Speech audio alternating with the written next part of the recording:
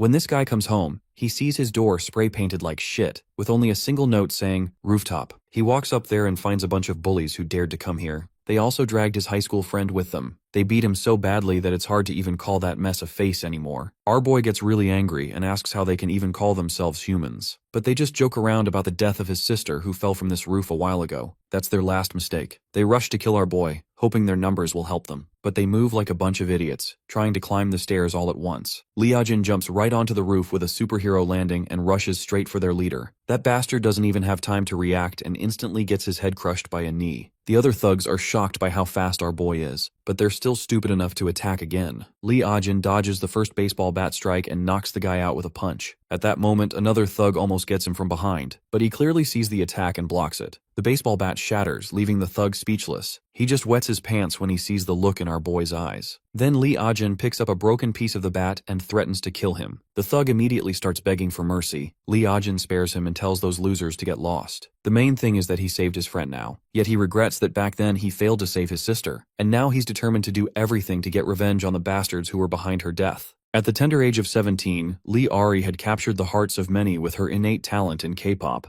She was a sensation throughout the industry. However, as you know, such a meteoric rise attracted just as many haters who wanted to pull her down just as fast. Scandalous rumors about her being involved in debauchery and violence started to spread all over social media, and her rising fame became the noose around her neck. Her agency kicked her out in light of the allegations surrounding her. With her career destroyed, the girl was devastated. So much happened in such a short amount of time that there was no room for her to cope with it all. Unfortunately, that was just the beginning of what awaited her. The fire that surrounded her also began to engulf the people around her. Her brother and mother became innocent casualties of her catastrophic downfall. In school, Lee Ah-jin was constantly looked down upon and bullied because of his sister. Specifically, Kwak Gitai was the ringleader when it came to the torment. It goes without saying that Lee Ah-jin hated everyone who wrongly accused his sister of acts she never committed. Even though he tried his very best and fought against the bullying, deep down he was just as powerless as his sister against the unfairness and cruelty of this society. Over time, his sister became more and more paranoid. The only thing she could do was stay locked away and soak up all the vitriol scattered across social media. Eventually, she hit her breaking point. She could no longer stand to watch her family taking heat because of her. She climbed up the apartment building and decided to attempt the unthinkable, claiming her own life. Instead of helping, people gathered around the building and started recording to capture this sensational viral moment. Ah-jin ran back home after watching the live stream, intent on saving his desperate sister. Cruelly, the drama seekers intentionally blocked Ah-jin's path, refusing to let him enter the building to keep him occupied. Ah-jin knocked the fuck out of the person hindering his path and screamed at all the cameras facing him. But it was all too late. He watched his sister come tumbling down off the building, her body hitting the ground with a ghastly, splattering thud. The sight of this harrowing tragedy was a feast for everyone standing there with cameras, ready to live stream it all. While it was entertainment for some, it was a day of reckoning for her family. After the funeral, her memorial altar was a ghost town, occupied only by her devastated brother. The public believed she deserved to die, so mourning her death was seen as an unnecessary waste of time. Her death left her brother with a deep wound in his heart. He was disgusted with himself for not being able to protect her. But then again, time waits for no one, and 2 weeks flew by just like that. Back at school, in the classroom, the buzz surrounding Ari hasn't died down. Though the students hesitate to talk about it out loud, especially when Ari's brother is sitting right behind them, one guy doesn't see anything wrong with running his mouth. Ah-jin's haunted expression doesn't change. He merely stands up and leaves the class.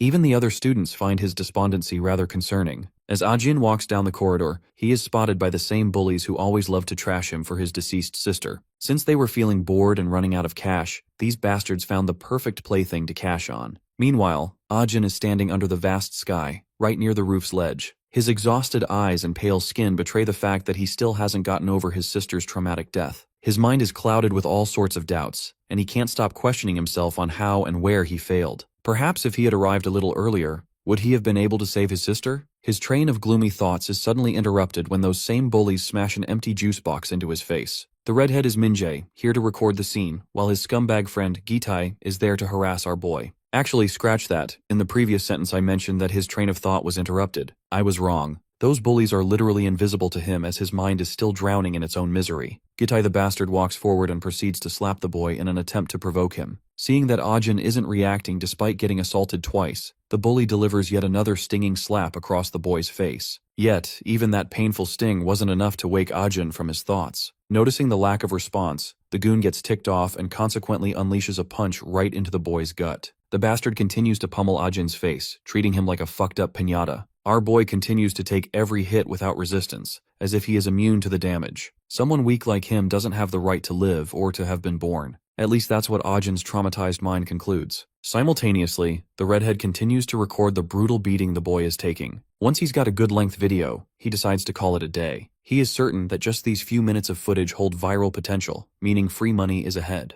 Gitai, however, insists on continuing a little more since he was having fun. But his redhead boss orders him to retreat, noting that in the era of doom scrolling, no one watches full-length videos. After all, Gen Z has the attention span of a hamster. It seems Gitai has no choice but to withdraw for now, though he does so after a brutal and flashy kick right to our boy's guts, causing him to stumble back a few feet. With that, they leave the beaten and broken boy alone to drown in his sorrowful existence. A while later, we see Minjae sending the video to someone high up in their hierarchy, expecting to score big this time. Even the goons are excited about what they're going to do with the new money they are about to score. Gitai decides he wants to spend it all on girls and partying. However, his hopes to satisfy his lust are dashed as soon as he gets smacked upside the head by Minjae. His boss isn't willing to pay shit if he acts like a punk. Gitai somehow swallows his bubbling frustration and promises to be a better human being. The scene then pans over to a baddie walking down the corridor, attracting all eyeballs to her heavy chest and thick thighs. She walks past Minjae and his goons, ascending the stairs to the roof. It seems like it's the first time they have seen this girl, and given how hot she is, they are wondering how they were unaware of her existence before. Minji tasks the fatty, who is also called Bagan, to dig up everything about her. Back to our beaten-up protagonist. His attention is instantly grabbed by the sharp voice of that baddie calling out his name. She towers over him, annoyed by his pathetic state. Upon asking who she even is, the girl lashes out further. The introductions are irrelevant. What matters most to her is why he has totally surrendered to the very bastards who ruined his sister's life. That statement of hers actually serves as a wake-up call to him. We then cut back to Minjae standing in a secluded side of the school. He is busy questioning his boss, asking if he enjoyed the video of Ajin. Contrary to what the redhead was expecting to hear, his boss explodes in a full-blown tirade. Watching someone getting beaten up isn't exciting anymore, meaning the video won't make any headlines. Minjae insists on a little compensation since he claims he had to go through a lot to film that video. But his pity party doesn't work against his equally scummy boss, who demands he record something worth uploading if he actually wants to earn money. Suddenly, his privacy is invaded by the blue-haired baddie we saw earlier. He gets scared the moment she questions him on how much he sold that video for. The guy is too paralyzed to utter anything. Before we proceed further, let's take a step back and learn what she discussed with our boy on the rooftop. When she lashed out at Ajin for not standing up against the people who wronged his sister, the boy snickered. He found it ironic that she was expressing concern about his situation. Where had she been when his sister was being wronged by the very people she speaks of? To Ajin, she is just another one of them who stood in the background and watched his sister suffer. After the boy's blow-off, a moment of silence followed, ending with the girl leaving. Even though she had a lot to say, she decided to wait for the perfect time to lay it all out. Later we find her alone, reflecting on Ajin's situation. She is pretty darn certain that what happened to Lee Airy will soon happen to her brother. She has seen that Ajin is a boy with true grit, given how he fought against those scummy filmers on the day of his sister's death. What she is trying to say is that Ajin isn't getting bullied because he is weak, but because someone is intentionally making things worse for him. The closest suspect she has is that redhead boy. By following him, she figured she could find out what the hell is going on. That's how she ended up spooking him while he was busy talking to his boss regarding Ajin's latest video. She intentionally wraps her arm around his neck continuously to put him in a psychologically vulnerable situation. Given she is interested in knowing the price, he is willing to sell the info to her. Upon her interrogation of how much it costs, the boy quotes 500. The girl proceeds to weaponize her feminine side to gain the upper hand in the negotiation. The scummy redhead gives a quick glance at her chest, as well as her thick thighs, and drops the price down to 50. That was one hell of a discount, at the cost of her letting him fondle her ass. But in response, the girl ends up fondling the gooner's face with a Mike Tyson punch, dropping him to the ground.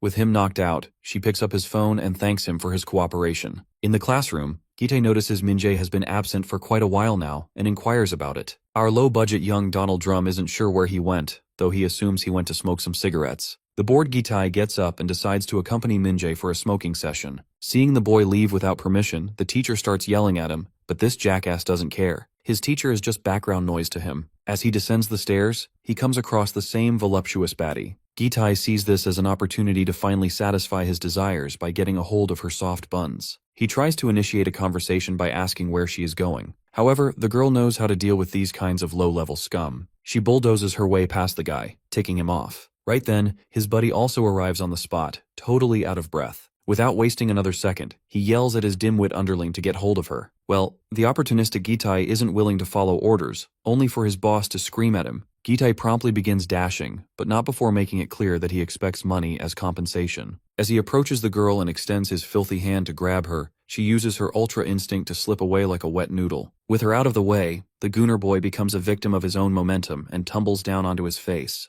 To rub a little salt in the wound, the girl begins to take pleasure in his pathetic state, causing the already impatient bull to lose his composure further. He promises to kill her, a dialogue that sounds like the joke of the century to her ears. From the other direction, Min-jae comes marching forward, thinking he could catch her off guard. But the girl is quick on her feet and jumps out of the building via the window. Min-jae is enraged at his goon for failing to catch a literal girl, even though he himself literally got smacked by that very chick. Nonetheless, they both jump off the building and start chasing her. The moment she takes the turn to the other side, everything changes. The woman literally pulls her Hayabusa out of thin air. This unexpected turn of events scares the fuck out of the goons. They immediately scatter and duck away before that hot tire leaves a burning mark over their asses. The woman breaks with style and flashes Min-jae's smartphone, which she still possesses. Min-jae isn't even thinking about his phone. The absurdity of the situation has taken him by complete shock. Cutting back to our boy, he is walking past the corridor with the same dejected face. He comes across his teacher, simply bows his head, and walks past him.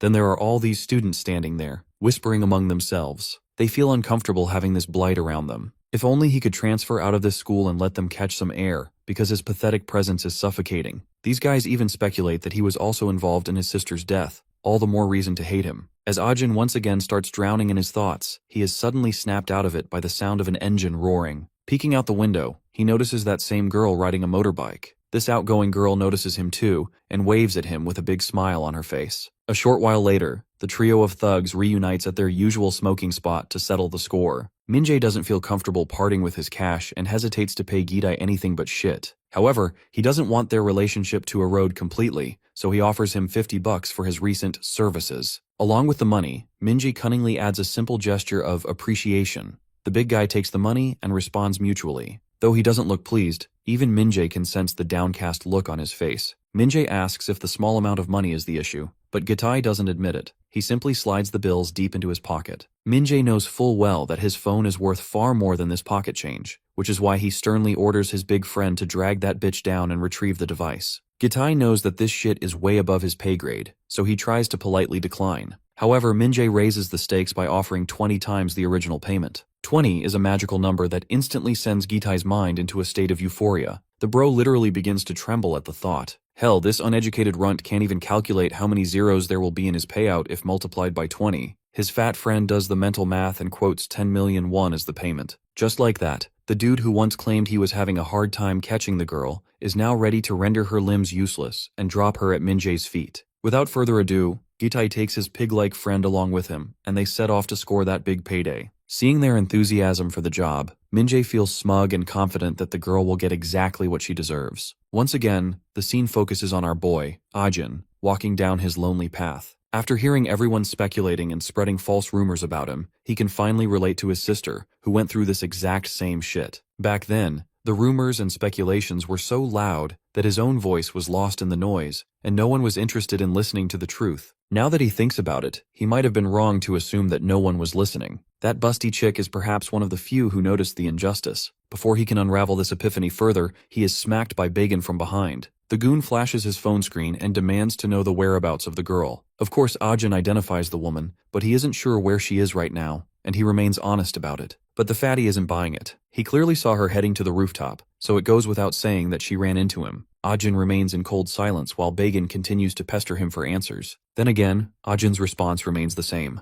This load of shit then tries to get all chummy, claiming that Gitai intends to apologize to him in person and wants him to tag along for a short while. Rather forcefully, the low-budget Donald Drum eventually drags the unmotivated Ajin along with him. A short while passes, and we see the fatty feeling totally livid because his friend is already running late. In the meantime, he offers a cigarette to our boy, but Ajin is too tired for this nonsense and begins walking away in the opposite direction. Bagan tries to convince him that Gitai will be here at any moment, but Ajin isn't willing to make a U-turn despite the insistence. This gets the tub of lard totally riled up, and he starts crossing the line. Ajin doesn't appreciate his aggression and glares at him with bloody intent. Bagan fails to read the room and takes Ajin's anger as a bluff, thinking he is just trying to act tough. The bastard goes as far as to spit right onto the broken boy's face before attempting to launch a punch. Contrary to what you might have thought, the fatty's ass is saved by that same hot chick. Her sudden interruption startles him, but what is more startling is that she is the very girl they had been looking for. This unsuspecting, harmless-looking woman turns into a wild beast and delivers a crushing punch to the fatty's face, leaving blood gushing out of his mouth. That one punch alone leaves Began in the dust. Seeing this turn of events,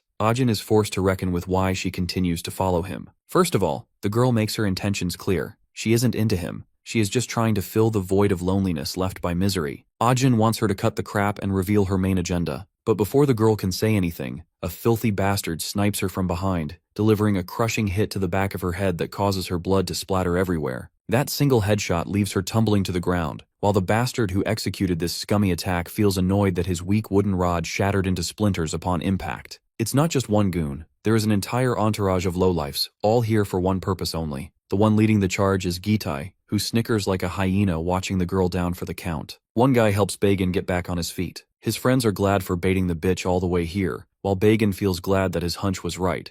Ajin is somehow related to this woman they just smashed. Moving on, they decide to drag her to their hideout for a little fun, clearly not registering the possibility that our boy could even pose a threat to them. They might not know it, but a storm has started to brew. Ajin is losing his shit watching the girl on the floor. That's good news for us, but bad news for these messed up high schoolers. The dumbbell Gitai thinks it's safe to get closer to our boy and puts a friendly hand on his shoulder. While apologizing for what he did to him on the rooftop, the bastard plants his nasty foot onto the baddie's soft thighs, getting excited as he feels the give of her flesh. However, the emotions our boy is feeling are quite the contrary. Gitai poses a curious question, wondering if he knows this chick. Our boy's answer is quite predictable, a kind of response Gitai didn't like. In response, Gitai launches a ballistic punch right into Ajin's gut that literally squeezes the poor boy's lungs up to his throat. That single ballistic missile was enough to make our boy double over on the ground. Giti the bastard isn't willing to back down unless he hears the response he wants. Ajin seems to be hitting his breaking point, and the terrifying look on his face clearly says it all. Gitai finds this boy's confidence rather annoying and delivers another jaw-smashing punch for giving him that cocky look. The assailant continues to pummel his victim with kicks and punches. Even his friends think that Gitai is crossing the line with the severity of the beating. They actually fear the kid may not survive these grueling few minutes. However, since the fatty had seen Ajin get pummeled to a pulp before, he isn't sure if this is enough to actually kill him. Cutting back to Gitai, he grabs the broken kid by the collar and demands to know about the chick. Much to Gitai's annoyance, our boy snaps back with a solid "fuck you" and keeps denying any affiliation with the woman. His brazen response only earns him yet another face smasher, a punch hard enough to crash Ajin right beside the girl. Gitai then orders his underlings to take the girl as well as swipe the phone she has stolen.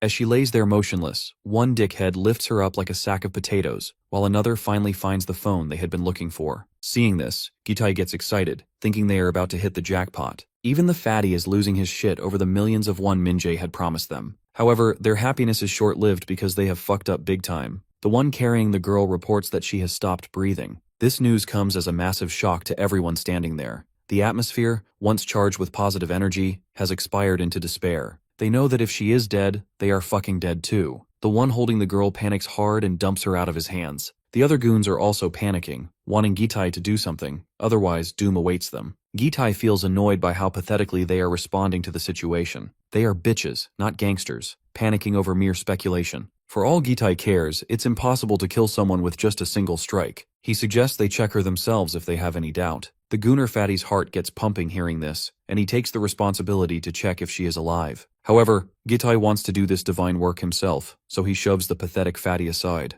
After pinching her jacket off her chest, the bastard is ready to fondle her breasts through her bra. Just as he extends his hand and gets close enough, the girl responds by biting his thumb. But that bite wasn't the main cause for concern for Gitai. It was the nutcracker kick she delivered right to his family jewels that left his breath stuck in his throat. As his pain receptors overwhelm him, causing him to double over, she extends her assault by smashing the bastard right in the throat, causing him to whine like a bitch before joining his boss on the ground. One of the fools doesn't realize the gravity of the situation he is currently in, and considers it an opportunity to make a name for himself by defeating her. After grabbing her by the hair, he extends his hand to deliver a slap. However, the girl turns out to be the next Bruce Lee. She ninjas her way out of his grasp before twisting the bastard's filthy hand. If you recall correctly, this whiny ass was the same punk who cracked her skull earlier, so she hopes he isn't mad about what is about to happen to him. Karma is a bitch, and so is this chick. She shatters the bastard's arm and leaves him groveling in the dirt with tears of pain in his eyes. Meanwhile, the one with the busted nuts has also woken up from the dead. He is ticked off by the fact that she almost ended his entire bloodline.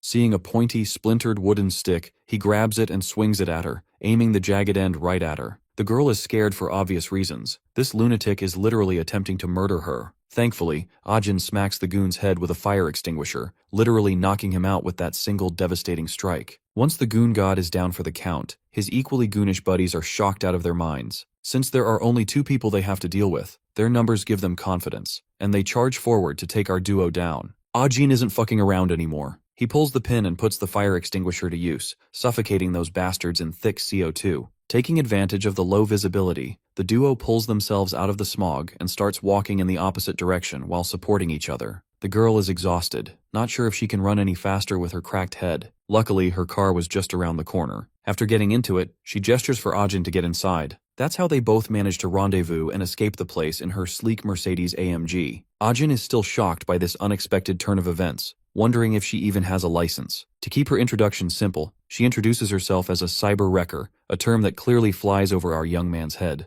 With blood trickling down her head like a broken tap, she doesn't seem to be in perfect condition to entertain his questions. Still, she elaborates that her kind is called drivers in this industry. Ajin mistakes her meaning, assuming she is merely here to further surveil and interrogate the family of the idol to get more headlines. However, the girl denies it. Ajin makes his threat clear. If he somehow learns that she is even remotely involved with his sister's death, she will have yet another leaking crack in her head before she knows it. This bold woman brazenly gives him an open challenge to do whatever he desires. However, he must listen to her side of the story first. She wants to start by explaining his sister's situation. But before we hear anything further, we cut to Minjae, anxiously waiting for his goons to return. Eventually, they do end up returning. Spotting them, Minjae quickly jumps to request the phone they were supposed to retrieve. The numb-minded Gitai presents it to his patron, who snatches it out of the guy's hand as if the phone is about to run off. When he checks his phone, the worst scenario he had been dreading has happened. That girl has already stolen all the assaulting videos he and his gooner buddies love to record, though he is a little relieved that his boss, Hyung, didn't contact him in the meantime. Coming back to the main topic, he questions his goons about the girl they were supposed to catch. While Bagan stutters, Gitai doesn't feel thrilled to announce that she slipped away like a wet noodle. That woman was on some Bruce Lee type shit. Her punches were a force to be reckoned with, and she literally wiped out anyone that stood in front of her, despite sustaining a severe injury to her head. This revelation makes Minjae snicker. No wonder these guys look like fucked up piñatas used as punching bags. Bagan tries to warn his non-serious boss that they aren't talking shit. That woman seriously had some slick moves up her sleeve. All it took for her to knock this pig down was a single punch, so he knows that the woman is dangerous. Minjae takes a moment to reflect on their miserable situation. A girl popped out of nowhere in their school, then she pulled out a Hayabusa, then she beat the fuck out of everyone. All this sounds like the messed up script of some Korean melodrama. While Minjae is unable to tame his laughter, his goons further expand on the details, noting that Lee Ah-jin seems unacquainted with the chick. Even Bagan thinks that it does indeed sound like some flop script of a low-budget Bollywood movie, but everything is true. Minjae barks at them to send every picture or piece of visual evidence they possess of that chick. Once Minjae sends everything to his boss, he tries to contact him. He is sure that they are going to hit big with this woman.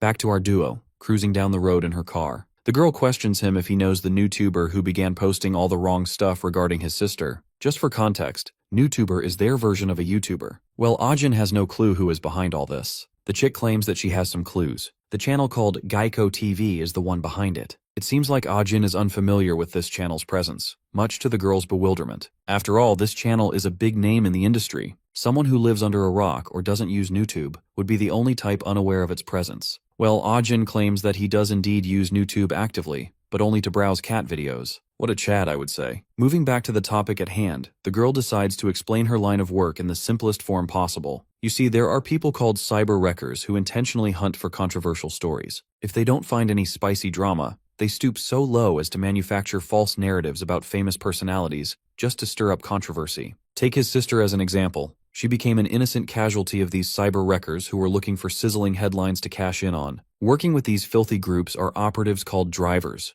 These people help the cyber wreckers investigate, surveil, and fabricate evidence against big personalities. Now everything clicks in Ajin's mind. These so-called drivers are currently crawling through his school, looking forward to fabricating fake stories and rumors. They are the same filthy bunch who spread the lies revolving around Lee Airy. She reminds him about that fake interview with a supposed victim of Lee Airy's bullying. That is how they spread false rumors and speculations to defame their target. After learning that the scum of the earth is in his school right now, he wants this chick to help him locate them because he desperately wants to squeeze the life out of them with his own bare hands. We then cut back to Min-jae having a phone call with his big boss, Jung-gu Hyung. He has sent the chick's photos to him. Taking a look at the boss in question, bro looks like a final-level Yakuza boss. Min-jae further expands on the details, highlighting that she recently popped up in the school and approached Lee Ah-jin. Hearing this, the boss is sure that shit is about to get real. This time, instead of letting his whiny lackeys handle the situation, he decides to step in and deal with that bitch personally. For that, he orders his lackey to prepare plus-sized school uniforms. Min-jae quickly responds positively, ready to follow his boss's command. Bro is on cloud 9 knowing his boss is stepping up personally. He is sure as hell that the bitch is as good as dead.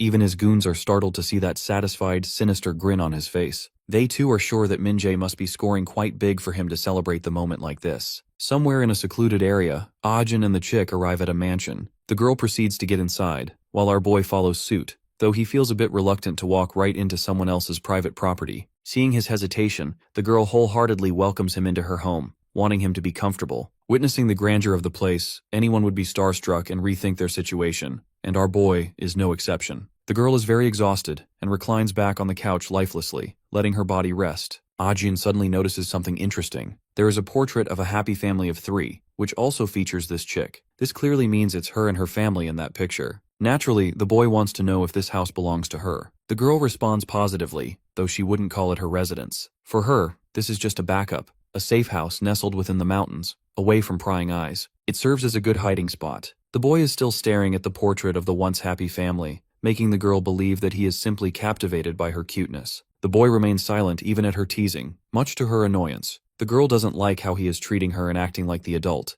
even though she is the older one here. Annoyed, she starts choking him, wanting to show him who is calling the shots. Bro is fed up with her bullshit and yanks her the fuck away, leaving her crashing onto the ground. As she writhes in pain, my guy explodes in a full-blown tirade. He doesn't like the fact that she is also one of those cyber wreckers or drivers, or whatever the hell they are called. She has a big mansion and a luxury car, which clearly indicates that she isn't some average Joe. For her to be helping him, she must think of herself as some hotshot acting like Robin Hood. Since this wannabe Mr. Misery merchant isn't willing to trust her one bit, she finally decides to drop the bomb. Her parents in that photo? Yep, they are dead already. The cause of their tragic death is the same as his sister's. They too were victims of the very same cyber wreckers. This revelation leaves the boy utterly shocked, as it wasn't something he was expecting to hear. The girl promises to unravel and expand on the details, but bit by bit. For now, she suggests he refreshes himself with a well-deserved warm bath. A while later, this discount version of Ken Kaneki lets himself drown in his thoughts while soaking in the warm shower. He tries to recall all the pleasant memories of the past, back when he was just a kid.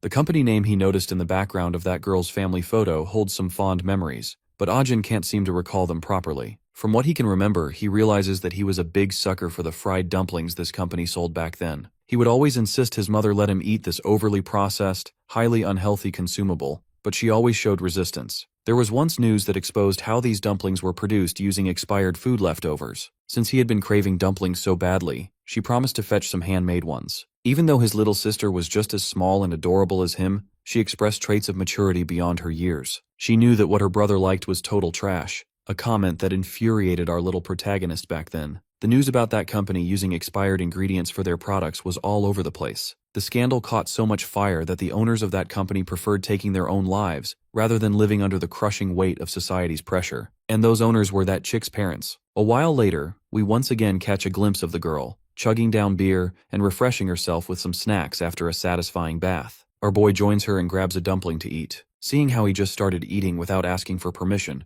the girl assumes that he must like dumplings a lot. Well, that's true, and Ah-jin doesn't hesitate to admit it. Pushing the conversation further, Ah-jin brazenly demands she teach him those slick moves she knows. He wants to become a pro fighter like her and exact revenge against those bastards who wronged his family. The girl likes his spirit but wants him to realize that he isn't alone in this. After all, she shares the same goal, the same destination, and the same intentions. And so far, she hasn't achieved her goals either. Ah-jin doesn't realize what she is trying to say. The girl decides to state it bluntly. It's not just his revenge, it's their revenge, and they will be in this together from this point onward. Once again, Ah-jin is clueless, not knowing how their partnership is going to work. The girl decides to act as his shield, while he will act as her ultimate weapon. She wants him to become her sharp spear, while she, being the shield, safeguards them from the oncoming assault of arrows. Ajin will be the assailant who shreds his enemies to pieces. Well, as far as Ajin is concerned, if the enemy decides to pull out guns, they are as good as cooked. Of course, his obtuse response cracks the hell out of her.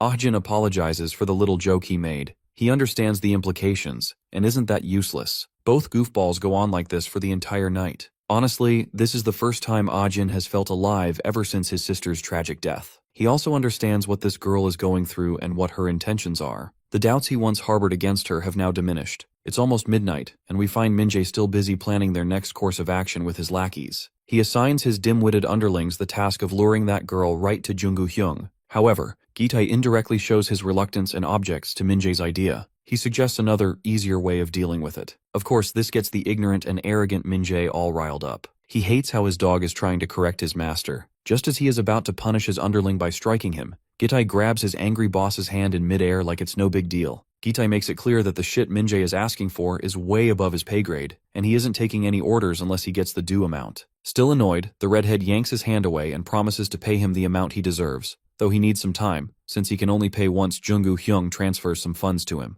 Well, Gi-tae isn't willing to take his patron's word for it. No money, no work, simple as that. For all he cares, Min-jae can call this man named Junggu himself. However, Gi-tae proposes another, safer plan. They should use another method to lure out that chick. Then they can call Junggu-hyung and let him deal with that chick. Min-jae protests, as he feels it is irresponsible to call his boss unless they have a very solid reason. Gi-tae further proposes creating that very situation. If they mess with Ajin, he is damn sure that the blue-haired bitch will come following him. By doing so, they can gather Junggu-hyung as well as our duo at the same place. The next morning arrives, and Ajin is woken up by a phone call interrupting his sleep. Not only is he interrupted, but he finds himself in shock when he learns that the person on the other end of the call is Gi-tae. What's worse is that the bastard is about to mess with his mother, who is already hospitalized. To prove their point further, Gi-tae even shares a photo flashing a peace sign next to his mother's unconscious body. This totally flips Ajin's switch. They also demand he bring out his girlfriend, but Ajin is furious beyond limits and hangs up the call. With resentment boiling over, his resolve to take revenge against those cyber wreckers deepens even further. He is willing to become the sharp spear Saori wanted him to be. Back at the hospital, while Min-jae is grinding his nails in anxiety, Gi-tae is also losing his shit because Ajin is late. Min-jae is only worried because he feels calling his boss here is a massive mistake. However, Gi-tae is confident in his plan.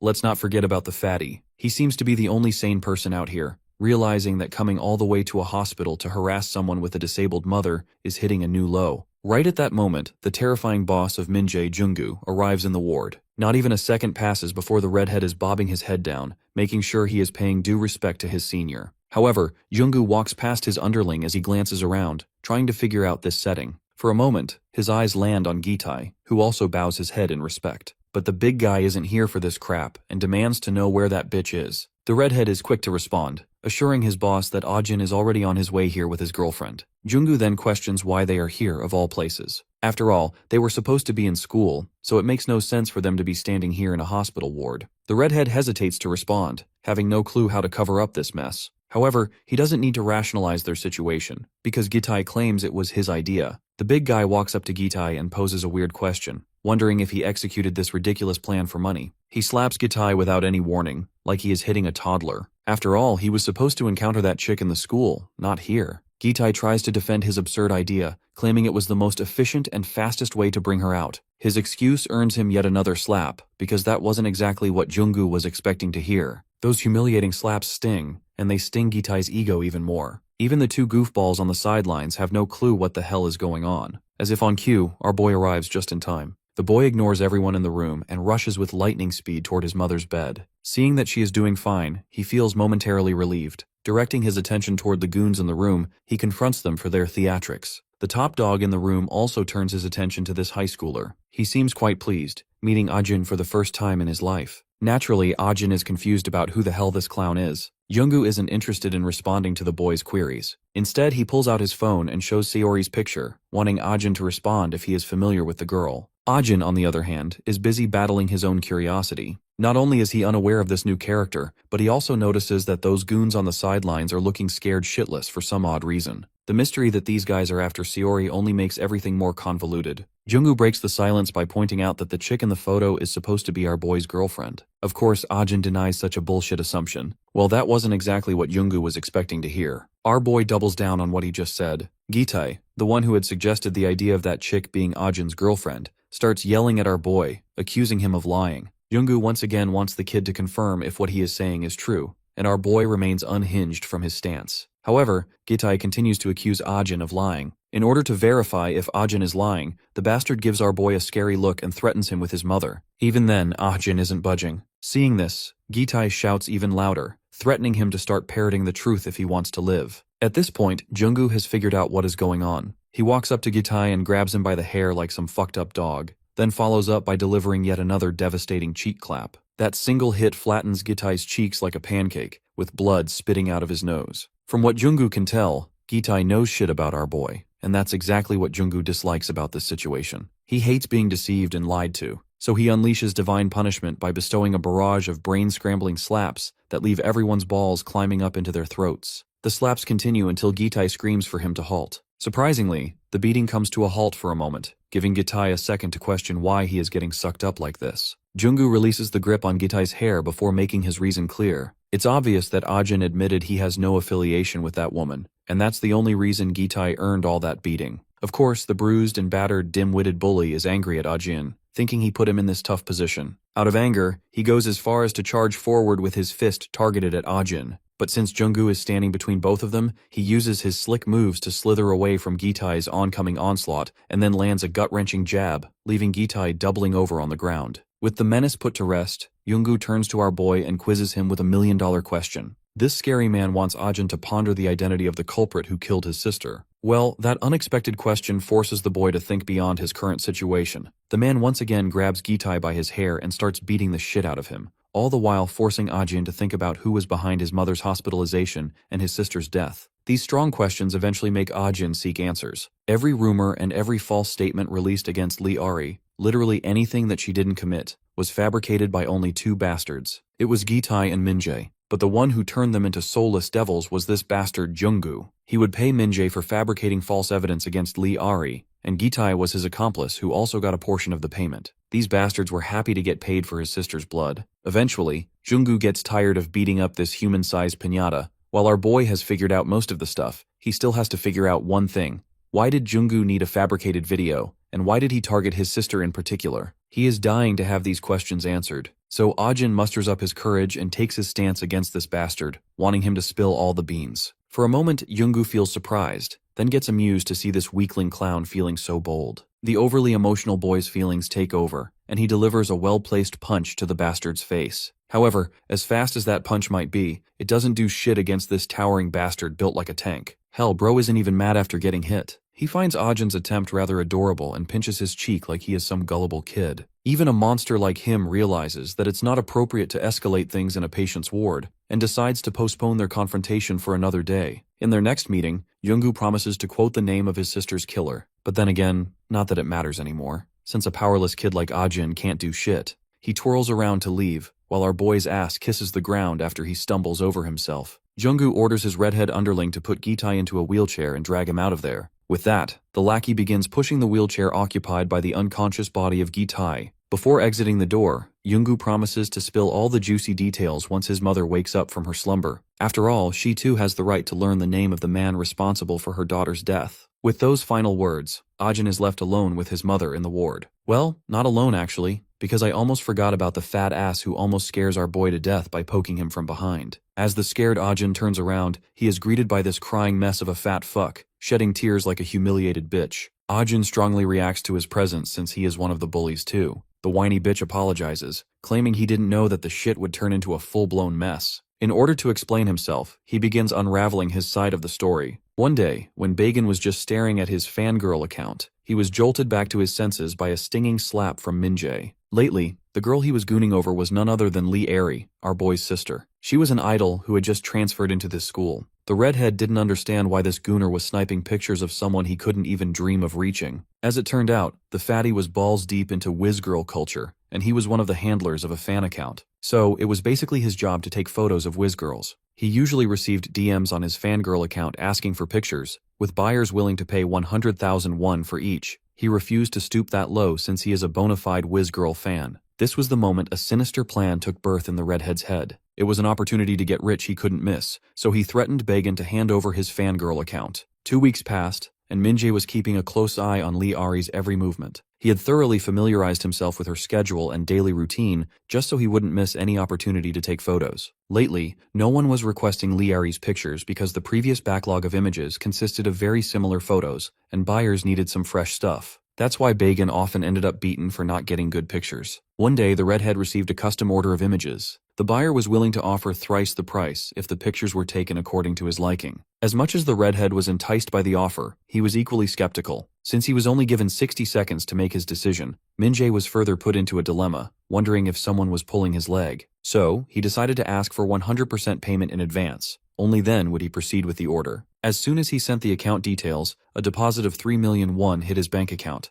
a shock that left him sweating. With the payment done as promised, Min-jae was supposed to deliver images for 10 days consecutively, with a strict 24-hour deadline. Min-jae was still in disbelief. What just happened felt like a dream come true. He eventually exploded into maniacal excitement, thinking he had hit the jackpot. What was more baffling was the fact that taking those pictures was a piece of cake. In simple words, Min-jae was getting paid a fortune for barely putting in any effort. So, 9 days passed like a breeze, with Min-jae duly sending pictures to his patron. Just like anyone with a few brain cells would, Bagan was skeptical of this setup. After all, no one is dumb enough to pay a fortune for a few clicks. However, the short-sighted Min-jae didn't suspect anything. He justified his actions, insisting that nothing could go wrong taking a few harmless pics. That's when everything started to become obvious. His client started asking him for images of Lee Ari that included specific scenes, such as, she must be smiling in the photo, she must be holding a cigarette, and she must appear as if she is hanging out with female delinquents. Of course, these specific instructions had the redhead completely riled up. After getting into the habit of easy work, these instructions felt a little demanding to him. But then again, he had no choice since he had been paid for this work already. He decided to simply send a random click. However, he was soon hit by a terrifying reality check. He couldn't run away from the shit he had signed up for, since his every action was being monitored by his client. His client even had a picture of him currently sitting in the park. Min-jae instinctively began sweating, realizing that he was balls deep in trouble. This idiot even exposed his name the moment he sent his bank account details. His client even knew Min-jae was looking around desperately, trying to pinpoint the man surveilling him. Anyhow, since Min-jae realized that he was doing some fucked up shit anyway, he decided to negotiate the price for the last batch of clicks he was supposed to send. He even promised to share a proper video of her if he was paid extra. He knew that no one could do better than him in this school. He impatiently awaited his client's response on whether he accepted his offer of 900,000 won for the last batch of clicks and video. The client teased him for his greed and eventually ended up subverting Min-jae's expectations by sending him a round figure of 1 million won.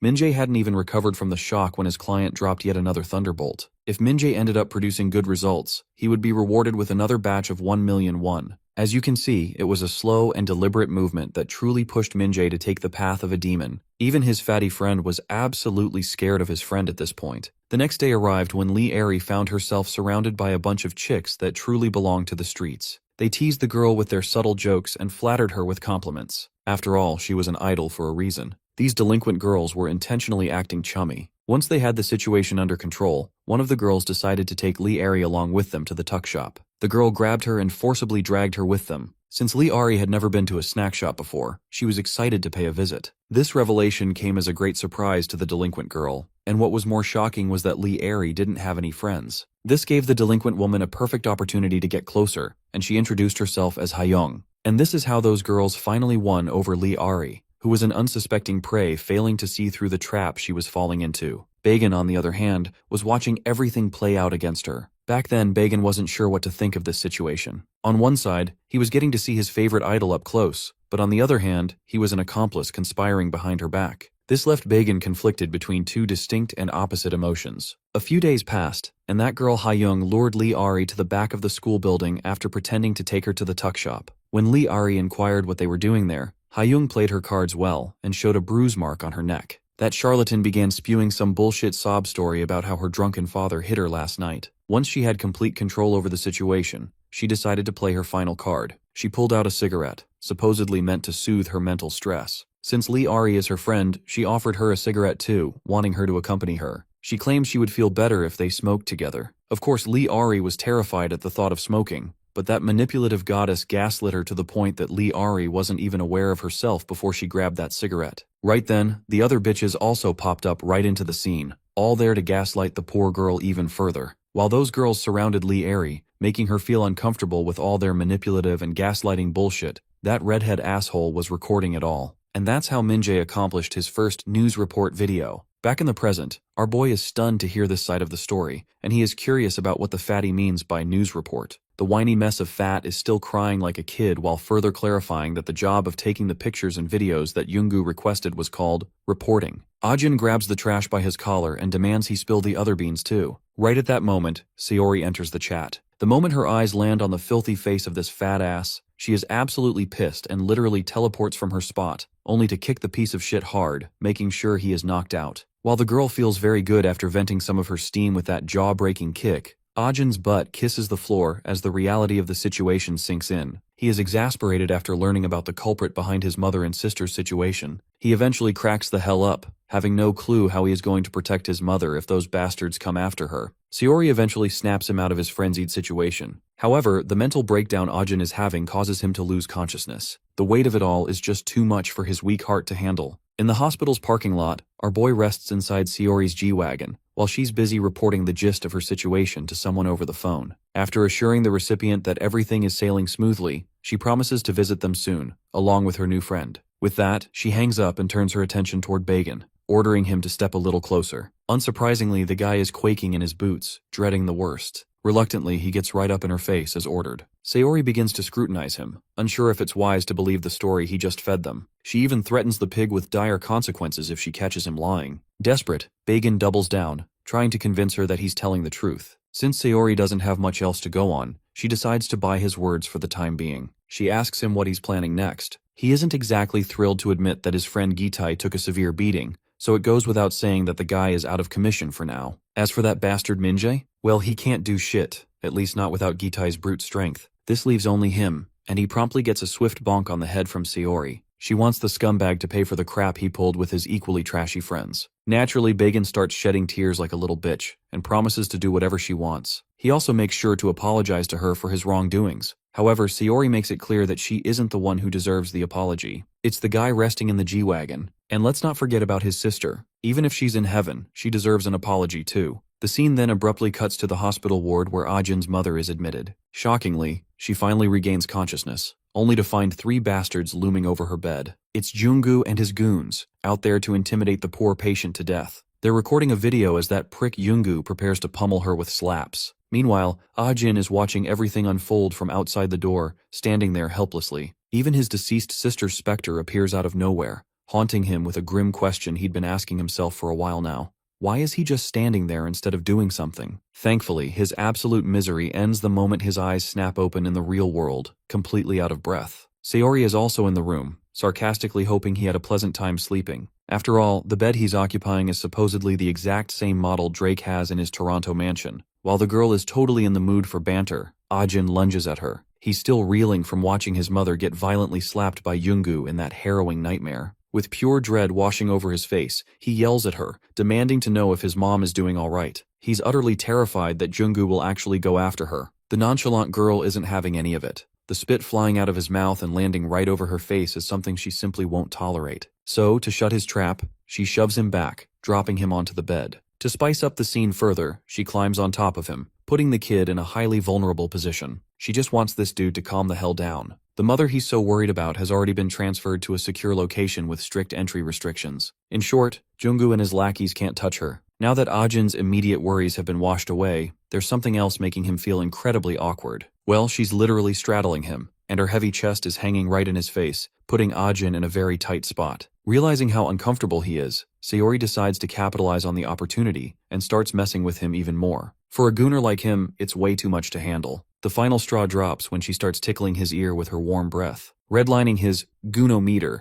the boy can't take it anymore and literally flings her off the bed. Saori, on the other hand, is thoroughly enjoying herself. She's found a raw nerve she can pinch anytime she wants a little entertainment. Regardless, she can tell he's feeling better, which the boy confirms. She eventually gets up and decides to catch some sleep herself, since there's still plenty of time before the sun comes up. After promising to explain their current situation in detail once they wake up, she flicks off his room lights and heads out. Ajin slumps back down. Although he claimed to be fine, he actually isn't. The weight of the entire ordeal is numbing his brain, causing his eyes to well up with tears. Truth be told, even Sayori knew he wasn't over his trauma. She was just testing his patience while lingering right outside his door. Still, the sassy queen was entirely ready to comfort him with her body warmth if he had asked. But that's the kind of opportunity a beta male like him couldn't even fathom. A fresh day begins with the teacher expressing his intense disappointment over students skipping school. Furthermore, the rumor that Gitai was allegedly in a car accident only makes the teacher more skeptical. He can see the school's decorum slipping out of routine and demands the class rep report any student caught pulling shady shit. Hearing this announcement of strict surveillance causes Bagan to sweat bullets. Minjae, meanwhile, is completely chill about the situation. Once class ends, Bagan is still trying to process everything, so he's completely scared shitless the moment Minjae clamps a hand over his shoulder. The big guy wants to have a little chat, leaving the poor dude dreading the worst. The scene then transitions back to Sayori's lavish pad, where the two are having breakfast. Mid-bite, Sayori suddenly remembers it's Monday, meaning they're supposed to be at school. She immediately whips out her phone, impersonates Ajin's cousin, and convinces the teacher that Ajin is sick and needs the day off. With his absence excused, Sayori decides to capitalize on the opportunity and teach her Johnny boy something new. That's right, she's going to teach him how to fight against the likes of Junggu, the exact kind of scum who ruined his sister's life. Ajin, however, is already entirely convinced he doesn't stand a chance against Junggu, no matter what he does. The girl quickly reminds him of his earlier conviction, how he literally asked her to teach him a few moves just so he could protect himself. For starters, she plans to walk him through the basics. But before jumping straight into the physical beatdown, she makes sure to drill some theory into him. Slipping into a full-on teacher stance, she hits him with a pop quiz. What exactly do cyber wreckers do? Even Ajin is a little startled to see her completely flip the switch on her mood. Pushing the distraction aside, he answers that cyber wreckers are the types who humiliate their targets over the internet. Yet, he's totally clueless about their endgame, what they actually achieve by pulling this crap. The best guess he can muster is that they just want to farm YouTube views. Beyond that, they probably just get a kick out of making fools out of the weak. While his teacher appreciates the answer, she still decides to reward him with an unexpected high kick aimed straight at his face. The boy hastily ducks away, narrowly saving his face from becoming a bloody mess. While he's busy bitching about the impromptu strike, Sayori casually reminds him that this is part of his physical training. Naturally, Ajin thinks the chick has lost her damn mind, but he isn't given a second to argue before she launches yet another sweeping leg strike, which he barely survives by ducking again. She missed? Don't worry, the crazy girl lunges at him a third time like he owes her money. This time she's coming in hot with a balled-up fist aimed right at his nose. The punch lands squarely as intended. The only catch is that a terrified Ajin managed to slap a book over his face at the last millisecond. Otherwise, his brains would have been totally scrambled. Sayori finally calms down, ready to hear what he has to say. The boy loudly protests that he didn't sign up for this shit. All he desired was to learn about cyber wreckers. His whining causes the girl to break into a fit of laughter, right before she literally jabs him in the face with a perfectly placed strike. The scene then promptly shifts over to Minjae and his fatty friend having a little chat. Bagan drops to his knees, utterly fed up with the whole situation. He wants to resign from his position as a bully and begs Minjae to do the same. Bagan's sincere plea comes off as a hilarious joke to Minjae, who subtly threatens him with the consequences of backing out. Still, the poor guy begs. He's even willing to surrender his entire allowance and act as Minjae's private gopher, just as long as they quit this dirty line of work. Minjae, on the other hand, isn't the least bit thrilled by the idea. Judging by the satanic glare he's giving Bagan, it's crystal clear the poor guy won't be getting an easy out from this mess. We then cut back to our boy Ajin and his messed up nose. From their brutal little game of tag, Sayori has managed to realize one thing. Ajin actually possesses ninja-like reflexes. What he severely lacks, however, is the skill to retaliate with counterstrikes. Ajin doesn't think he's the one with the skill issue. He's convinced her teaching methods are fundamentally broken. Ignoring his complaints, the girl diverts his attention to her laptop screen, wanting him to observe these hyper-optimized video clickbaits that people can barely resist clicking. It's this exact clickbait that funnels massive traffic toward the uploaded videos, and with high traffic comes equally high ad revenue. Live streams also serve as a lucrative alternative to rake in crazy money, especially since creators can milk their viewers by begging for donations and super chats. Common sense dictates that these cyber wreckers do it purely for the cash, but Sayori reckons some of them just do it for the sick thrill of it. She then brings up Minjae. Starting tomorrow, she wants Ajin to investigate the bastard and dig up more clues about Junggu in the process. Furthermore, she strictly orders him not to miss physical training after school, noting that she has specifically picked out an English taekwondo gym for him to attend. The next day during class, Ajin is observing Minjae like a hawk. He is literally trembling with an uncontrollable resentment toward the bully that he can barely keep in check. He is itching to make this bastard confess to every single crime he's committed. Meanwhile, Sayori is also surveilling Minjae's movements from a neighboring building using a telescope. While keeping watch, she's simultaneously entertaining a phone call from her senior. The senior is pissed at her for keeping Ajin's involvement a secret. However, the girl argues that there simply wasn't any time to brief him, considering how hectic shit has been over the past few days. Regardless, this caller, who goes by the name Mega Whale, concludes that Junggu is a massive fish they absolutely need to fry. The fact that this prick was an actual mixed martial arts fighter before pivoting to his shitty YouTube career only makes his current actions all the more suspicious. Back when he was pursuing his MMA career, the dude had such a screw loose that he would continue beating his opponents long after they had surrendered. Because of this, Mega Whale explicitly warns her to avoid any direct physical confrontations with Junggu. After cautioning her a bit more about the perilous situation she's wading into, he finally hangs up. Sayori, as usual, brushes it off, thinking the guy is just being overly protective. Fast forward to after school, and we find Minjae pinned aggressively against a wall, getting interrogated by Ajin. Our boy wants him to spill all the beans regarding his involvement in his sister's death. However, Minjae simply keeps his head lowered, his lips zipped tight. Just as Ajin is about to lose his patience completely, the greatest Oscar-winning performance of the century begins. That bastard Minjae starts shedding massive crocodile tears, tearfully admitting that he deserves absolute punishment for his crimes. Of course, Ajin didn't come here to attend a pity party, he wants solid answers. And just when Ajin's temper hits the boiling point, the bastard dials his performance up to 11. He openly surrenders his life to Ajin, claiming he is willing to spend the rest of his days atoning for the sister's death. Ajin is absolutely losing his bananas, demanding the bastard drop the pathetic act. After all, he was entirely unprepared for this scummy bully to start whining like a traumatized toddler. Ajin decides to let the scumbag off the hook for now, though not without a stern warning. If Minjae ever shows his face in front of him again, he's as good as dead. Minjae keeps up his Bollywood-grade acting, slumping over his knees and continuously begging. Eventually, Ajin manages to swallow his fury, turning on his heel to leave. Once Ajin is finally out of sight, we get a closer look at the supposedly devastated Minjae, who was just begging for his life. A highly creepy smile slowly stretches across his face, followed by a dark laugh. It's a crystal clear indication that he has officially played Ajin like a fiddle. The fool foolishly approached him, actually thinking he could extract the answers he wanted. And let's not forget about Bagan, who was hiding nearby, secretly recording every single second of the encounter on his phone. He scuttles over and hands the phone back to Minjae. The footage Bagan just shot is incredibly damning. It makes Ajin look like an unhinged villain, while Minjae appears to be nothing more than an innocent, helpless student deserving of pity and compassion. The bastard gives Bagan major props for capturing such a cinematic masterpiece. Now you might be ready to direct all your hate at the fatty's ass for doing this, but just take a look at his face. The poor guy's face is completely wrecked, a bruised canvas perfectly reflecting the masterclass beating Minjae gave him earlier. Looking at the video, Minjae is damn sure that this evidence will be more than enough to perfectly frame Ajin as the school's ultimate bully. We then cut back to our boy, spending some lonely downtime up on the school's roof. Right at that moment, Sayori pops up, questioning his sinking mood. Ajin, however, is more curious as to why she even bothered showing up. Noticing his bruised hands, she naturally demands to know what happened. Ajin lies, claiming he just tripped and took a bad fall, and stubbornly insists she stop pestering him. Of course, the girl is pissed. Not only is he lying blatantly, but he's actively trying to ignore her. She explodes into a full-blown tirade. She can easily tell he's been in a fight, something she strictly warned him against. Even if he boasts godlike reflexes, he's still just an infant when it comes to actual combat. The boy ignores her lecture and warns her to get the hell out of there. The school is already on high alert looking for outsiders and troublemakers, and if she gets caught, shit will only get more complicated. Shifting gears, Sayori quizzes him on his investigation.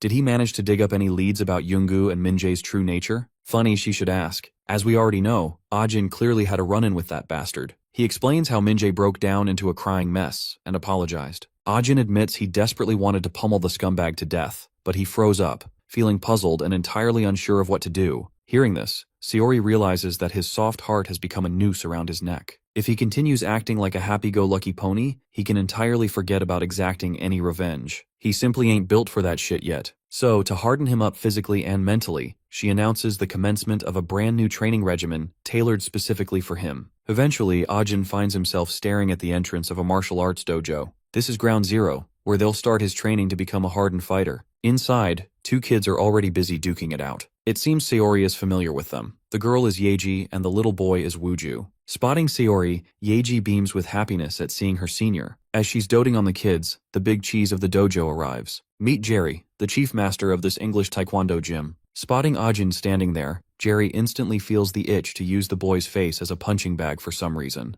Sayori introduces the kid to her senior, and the slightly disheveled dojo master reciprocates by greeting the young lad. Wasting no time, this crusty master hypes up the kids by circulating the absurd rumor that Ajin is Sayori's new boyfriend. While the kids are totally astonished and buzzing with excitement, Sayori plays right along, acting as if they make a great couple. Dropping the act shortly after, she asks Jerry about their other seniors' whereabouts. Jerry assures her that Yukyung is busy, noting that their top priority right now is serving this young lad well. Out of nowhere, Jerry wraps Ajin up over his shoulder in a rock-solid grip, causing the boy to squirm in sheer pain. Having successfully handed Ajin's responsibility over to better hands, Sayori pays her respects and heads out, hoping Jerry will help forge Ajin into the man he needs to be. Poor Ajin has absolutely no clue what the hell is going on, and the menacing way Jerry is looking at him doesn't give him good vibes. The scene then transitions back to Sayori, who is on another phone call with that mysterious username, Mega Whale. Once she reports that she successfully handed Ajin over to the young master, the caller issues a stern warning. She must never disclose her true occupation to Ajin. Sayori agrees but points out she isn't entirely sure if there's anything left that Ajin doesn't already know. Regardless, the man is harboring serious doubts about whether Ajin has what it takes to be the driver they need. Then again, it's too early to draw conclusions. He recalls how Junggu was once a driver too, and they have finally figured out who his wrecker is. However, to get to the wrecker, they must shadow Junggu closely. Ajin is the only person who can help them in this endeavor. That's exactly why they need him as their driver, someone who can actually go toe-to-toe with Junggu. Sayori objects, believing it's way too early for Ajin to handle that kind of pressure. Her senior simply assures her that he will decide when to pull the trigger. As a driver herself, her only job is to stay prepared for the next set of orders. Cutting back to our boy, he is currently getting pummeled by a group of cute little gangsta kids swarming all over him. Poor Ajin is literally getting his soul drained out of his body because he can barely put up with this chaotic shit. Right then, a new face joins the scene. Ajin's presence is unfamiliar to her, making her curious about the new guy. The kids immediately gather to pay their respects, indicating she is yet another senior working at the dojo. Jerry steps in to introduce Ajin, but before he can even open his mouth, the little kids beat him to it, proudly announcing Ajin as Sayori's boyfriend. As it turns out, Sayori had already informed the woman about her friend joining for special training. She introduces herself as Choi Yuk-young, the instructor's wife. Our boy responds politely, making sure to take this opportunity to firmly clarify that he is not Sayori's boyfriend. Before proceeding any further, Yuk-young decides to wrap up today's session and drop the kids off at their homes. Stuck in the van between noisy kids, our boy is completely clueless about his role in all of this. Bit by bit, Jerry and Yuk-young drop off the kids, while Ajin is still trying to figure out the nature of his upcoming training. He literally dozes off in his seat, skipping straight to the moment when he's the only passenger left. When he finally steps out of the van at Jerry's insistence, he finds himself in the middle of nowhere. Surprise! Jerry wants the boy to run all the way back to the dojo from this exact spot. Calculating the total stretch, it's a grueling 15-kilometer sprint. After wishing him good luck, both Jerry and his wife speed off in the van, leaving a stunned Ajin to chase after them. Inside the van, Jerry highly doubts Ajin has the guts to brave through this brutal test. Yuk-young, however, thinks it's too early to deduce anything. For now, they just need to focus on showing the kid the ropes, exactly as Sayori requested. A while passes, and we circle back to the English Taekwondo dojo. Ajin has miraculously made it, though he is exhausted as fuck. His soul has literally left his body, and he is desperately trying to inhale it back ASAP. The couple, meanwhile, is watching the exhausted kid from a second-floor window, thoroughly enjoying the spectacle. The sight reminds them of Sayori back when she was in the exact same shoes. The moment the kid finally collapses from pure fatigue, Jerry figures he still has a long way to go, so the couple drags his limp body inside. A few moments later, Ajin wakes up and is immediately served water to help replenish and revitalize his fried nervous system. Jerry proudly announces that the kid has officially passed the entry test. They aren't entirely sure why the kid is volunteering to endure this hell to get stronger, but they assure him they are willing to help, as long as he can keep up. Ajin displays nothing but pure conviction and determination. With the doubts cleared, Yuk-young decides to lay out the ground rules before they get into the thick of it. Rule number 1. If Ajin ever feels like giving up, he always has the option to pack up and go home. Rule number 2. Joining this training regimen means Ajin will have to treat this dojo as his new home. Eating, sleeping, taking a dump, Ajin will be doing it all right here. Lastly, he is warned to stay cautious rather than acting reckless. Now that the rules are crystal clear, it's finally time for Jerry to officially welcome Ajin into the Taekwondo family, and thus the grueling routine of daily exercises begins. First and foremost, Ajin puts heavy emphasis on building his stamina. Only then does he shift his focus to building raw strength. But it's not just physical strength that matters. Mental fortitude is equally crucial. And what better way to train that than getting tangled up with those little devils who test his patience to the absolute limit every single day? Nonetheless, Ajin keeps his sanity in check, grinding through this rigorous loop of training day in and day out. A considerably large chunk of time goes by with Ajin basically living the exact same day on repeat. The only difference? He is steadily improving. Back at school, he relaxes on the rooftop, reporting his current progress back to Sayori. The girl is proud of the strides he's made and casually inquires about Minjae. As it turns out, Minjae has been awfully quiet lately. And well, only we know exactly why that is. Taking control of the conversation, he questions her position. The girl is startled by his unexpected inquiry, but responds positively. She is eating and sleeping well. Well, that wasn't exactly what Ajin wanted to know. He was looking for a report on Jung Jungu, specifically, whether Sayori's investigation had actually led anywhere. He had been keeping an eye on Jungu's YouTube videos, noting that the viewership was starting to run dry. When he questions her the reason behind it, Sayori's mood sinks immediately. The realization that he wasn't checking on her out of genuine concern is stinging. Regardless, she satisfies his curiosity by explaining that she is after a much bigger fish, the person pulling Jungu's strings. Ajin acknowledges this and falls silent, while Sayori waits for him to say more. Something personal, like telling her to take care? But Ajin is a Sigma. He remains silent, causing her to lashes out, warning him to take his training seriously, or she won't be buying him any fried dumplings. The scene transitions to two schoolboys watching a high-stakes boxing match. One of the fighters is a disciple of someone who was once a student at their very school. As they watch, another student chimes in with concerns regarding Gitai. Rumors are swirling that he still hasn't been discharged from the ICU. One of the boys refuses to believe anyone actually had the grit to hospitalize someone as formidable as Gitai. However, the word on the street is that Minjae was the one behind Gitai's miserable condition. They assume Minjae must be some professional-grade fighter to have overwhelmed such a beast. They wouldn't have believed the hype if it weren't for the fact that Gitai was currently rotting in a hospital bed. Meanwhile, behind a secluded corner of the building, Minjae arrives there. Bagan is also there, serving as a human punching bag who gets slapped for mistakes he never committed.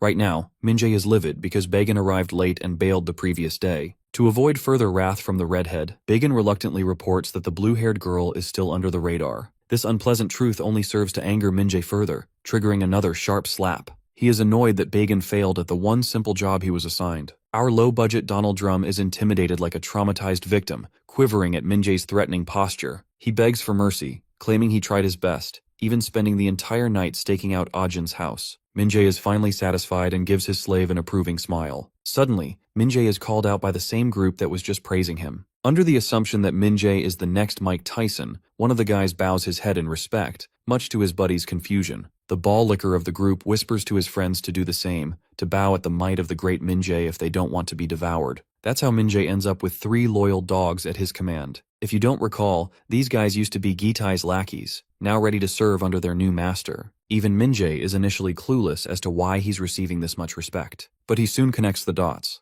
These guys believe he is the one who hospitalized Gitai. Minjae has become their new religion, and they beg their master to teach them a few moves. While Minjae finds the idea of him defeating Gitai ridiculous, he is an opportunist at heart. He decides to capitalize and play the role of their idol. He reminds them of the humiliating defeat they suffered against Ajin and that blue-haired girl. Naturally, the goons remember that day with crystal clarity. Minjae fuels their burning desire for revenge and begins laying out his plan. His goal? To completely cripple Ajin's social life. He intends to frame Ajin as the villain behind his sister's death and his mother's comatose state. By fabricating evidence and spinning a narrative, he wants common sense to dictate that Ajin is the monster. Minjae puts the plan into action by heading to the school rooftop. He forces the goons to bow and bury their heads in the ground, making it look like innocent students are being punished. Once he records the scene, he edits the clip, photoshopping Ajin into frames where he wasn't even present, making it appear as though everyone is under Ajin's tyrannical command. One of the dim-witted goons doesn't understand how these pictures will help them, but Minjae confidently asserts that his big boss will take care of it, guaranteeing that Ajin will be brought to his knees. This mention of a big boss only leaves the lackeys more confused. It is suddenly the middle of the night, and the scene transitions to Sayori rotting away in her car. Journalism isn't easy, is it? Her phone rings. It's her boss. While the boss wants her to expand her investigation, Sayori is exhausted and desperately wants to go home. The boss diverts her attention to the rising subscriber count of the channel Yoongu works for. It's all thanks to the Vegetable Man boxing match video, the same one Minjae's lackeys were watching. However, because these recent videos are so violence-induced, the viewership is expected to tank soon. Yoongu seems to be running out of fresh content, which means the big boss pulling the strings will likely cut ties with him once he outlives his purpose. Sayori's updated task is to figure out the string of characters behind these videos. She acknowledges the order, though she wonders if she can even survive much longer without a shower. She suspects this violent content was produced through a collaboration of multiple YouTubers. During her stakeout, her boss warns her to avoid a direct confrontation with Jung Jung-gu.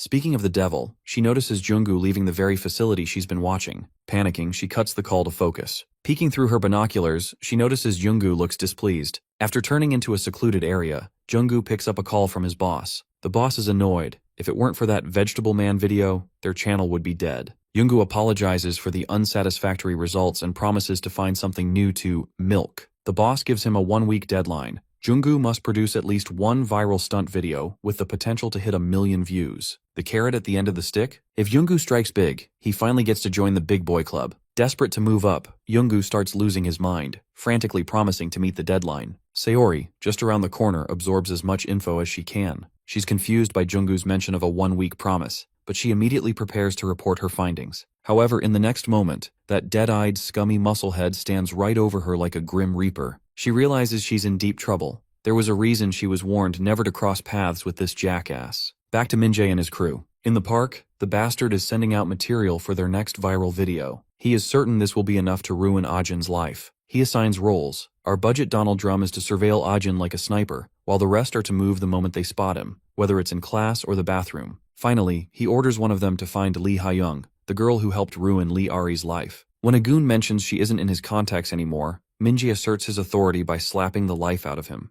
That girl is a crucial piece of the puzzle. She will be framed as Ajin's accomplice in ruining his own sister's life. We then return back to our girl. Seeing this budget John Wick staring her down, she thinks she's finished. Surprisingly, he acts chummy. He claims he's just a gym freak doing drills and asks what a high schooler is doing out so late. Sayori is annoyed that he assumes she's a student. He invites her into the gym, but she declines, citing the late hour. Junggu acknowledges her decision and walks past, only to stop and deliver a chilling parting shot. He tells her to say hello to Ajin for him. Sayori can only stare at him with cold, terrified eyes. We cut back to Ajin, who is duking it out with Jerry. Ajin is successfully blocking and sidestepping his senior's onslaught. Jerry admits the kid has improved, but not enough to predict an impromptu kick that lands right on Ajin's head. The boy absorbs the blow, only to be met by a surprise belly jab that sends him rolling across the dojo. Ajin is squirming in pain, but the veteran is relentless. Drawing a threatening-looking knife, he swings it violently. Ajin barely survives the slashes. Jerry goes absolutely nuts, pinning the boy to the ground and jabbing the blade straight into his heart. Ajin screams in terror, only to realize he's overreacting. It was a dummy knife. His chest is spotless. He genuinely thought he was going to die, not from the wound, but from sheer terror. Jerry helps him up and explains the lesson.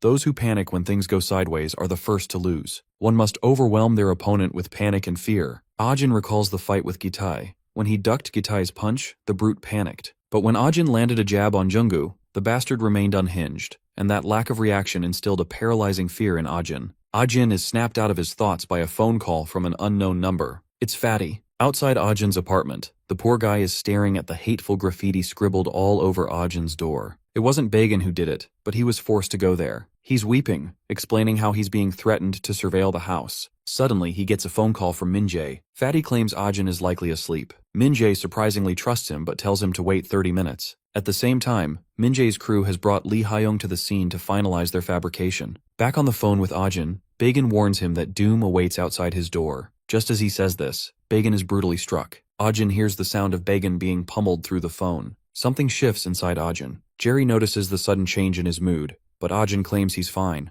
Junggu, meanwhile, is trying to convince his boss, Geico, that Min-jae's fake story about Ajin will be the next million-view hit. He even offers to go back to beating up homeless people if it fails. His boss dismissively hangs up, leaving Junggu roaring like a frustrated gorilla. He turns back to Sayori, but she has already vanished. Ajin finally reaches his apartment. He finds bloodstains in the corridor and profanities on his door. A sticky note invites him up to the roof. Ajin slams the rooftop door open, making a true Chad entrance. The goons are there, surrounding the mangled Fatty. Ajin holds up the note, asking if they left it. They begin mocking him, bringing up his sister and wondering how painful it was for her to jump from the roof, suggesting Ajin should test it out himself. These soulless jabs push Ajin over the edge. The goon leader orders his friends to attack. The unsuspecting hobos charge, not realizing they aren't fighting the old, broken Ajin. They are fighting a man with the strength of a berserker. Ajin remembers Jerry's lessons. As they charge the stairs, Ajin leaps from his position and lands squarely on the rooftop. He launches himself at the goon, calling the shots. Utilizing the man's panic, Ajin delivers a nose-shattering knee smash. Another goon swings a bat.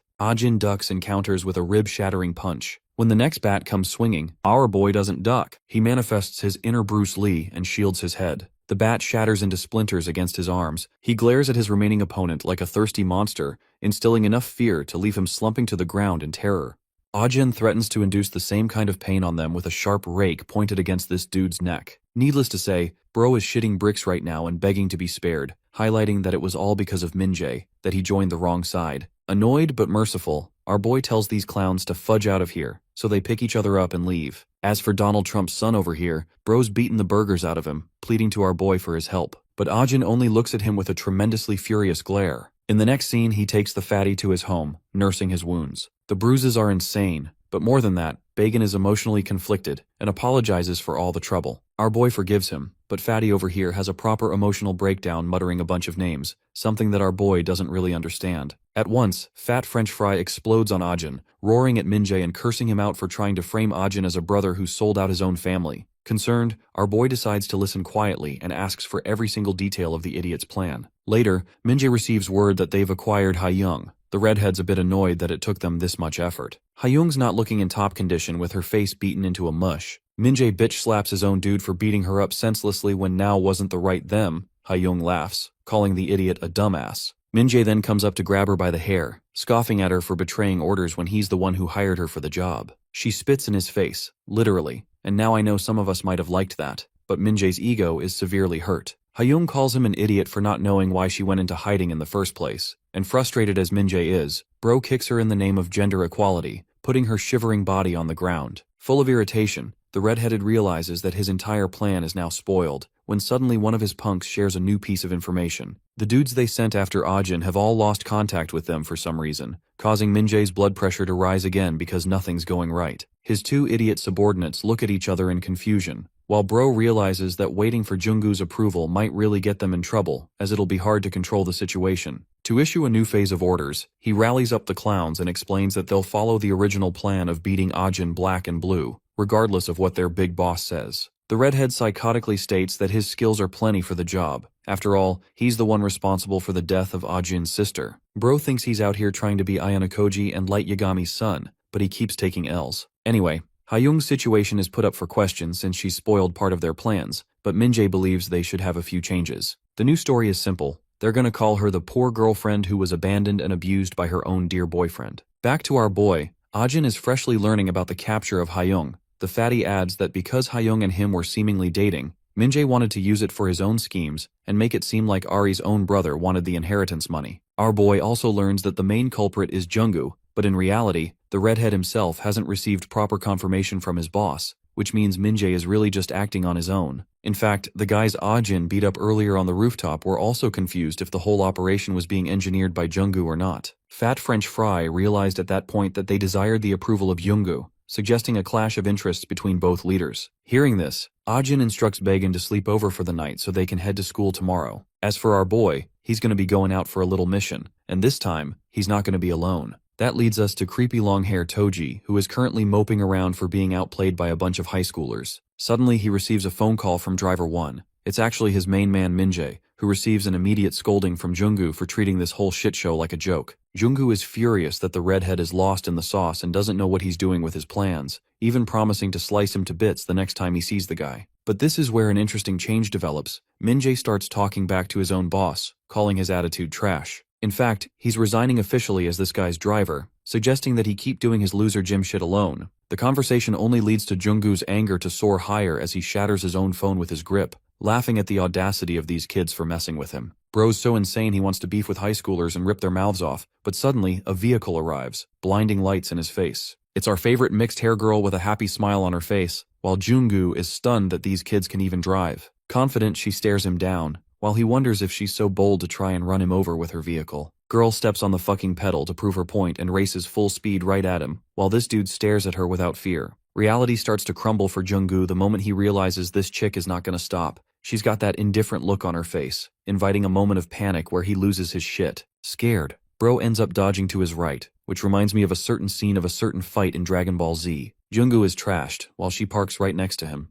wondering if she drove him to fear. Bro genuinely starts to realize that she's even more insane than he is, but she doesn't care, and hits him with an emotional uppercut by saying he got dumped by his own boss Geico. That comes as a shock to Jungkook, while she gives him the middle finger before heading out, leaving this guy to bitch around like he always does. Then she calls Ajin, who she hasn't been in contact with for a while. Our boy actually asks her for a favor, explaining how Minjae's coming after him. She thinks it's all fun and jokes and even casually shares that she had a conversation with Yoongu just now, and despite her actions, she knows the muscle maniac won't stop coming after them. This brings us back to the dojo with Budget Aizen. Ha-young is slammed next Tuesday. She's been beaten enough just so that she doesn't lose consciousness. Minjae's lackeys don't get the point of beating their targets, but the redhead has his own goals and threatens Ha-young again. He wants video footage of her confessing that Ajin beat her up, but despite all her bruises and gashes, she refuses to put him on fire, and in return shares that it's Minjae who did it all. Furious again, the redhead starts kneeing her in the stomach relentlessly, drilling into her memory that it's Ajin she's supposed to talk about. Even Minjae's own lackeys are like, wait bro, he's going way too far.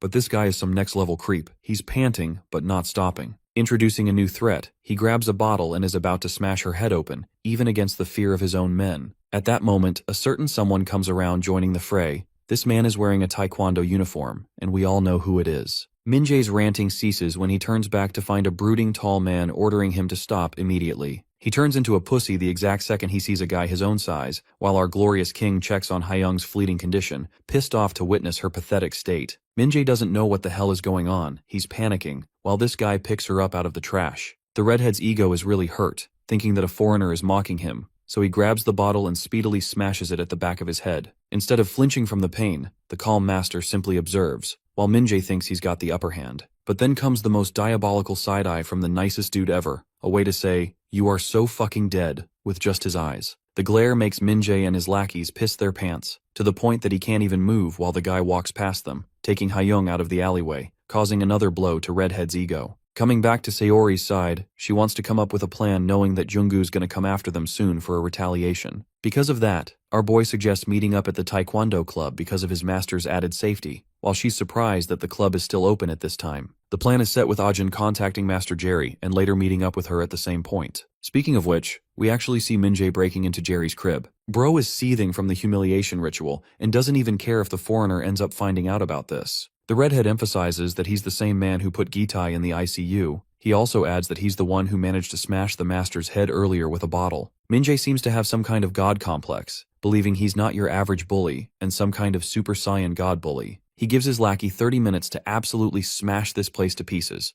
refusing to let his plan fall through as he intends to make a new one and reset the whole board. Then we arrive at the hospital, where Jerry has taken Ha-young to safety, while Yuk-young worriedly comes to find him. She starts beating him up for endangering someone again and injuring himself, but he promises her that it wasn't his involvement. Yuk-young sees Ha-young's battered state, and the master explains that he found the little girl in the alleyway. Actually, this is when he remembers that the same guys are targeting Ajin and Sayori, so he tells Yuk-young to hurry up and contact her. Yuk-young is a little annoyed and intends to call her company before the others, even at a late hour. She rings the phone, contacting Section Chief, and it's here we get to learn that this woman is a badass working with the police station. As for Ajin, the dude bolted his way here, happy to realize that his master's club is still open. He's really excited to meet Jerry, but then reality sets in, as he finds the whole club bashed to pieces. The redhead is joyous to see his dear old buddy again, while our boy can't even comprehend what the hell is going on. The doors are locked tight and Ajin's all surrounded now. The redhead shares news of his resignation to Jungkook. How sees his own wrecker now, who intends to make a crap ton of money by selling out the older brother of Ari. Minjae adds that he's got a talent for filming the deaths of people while they happened.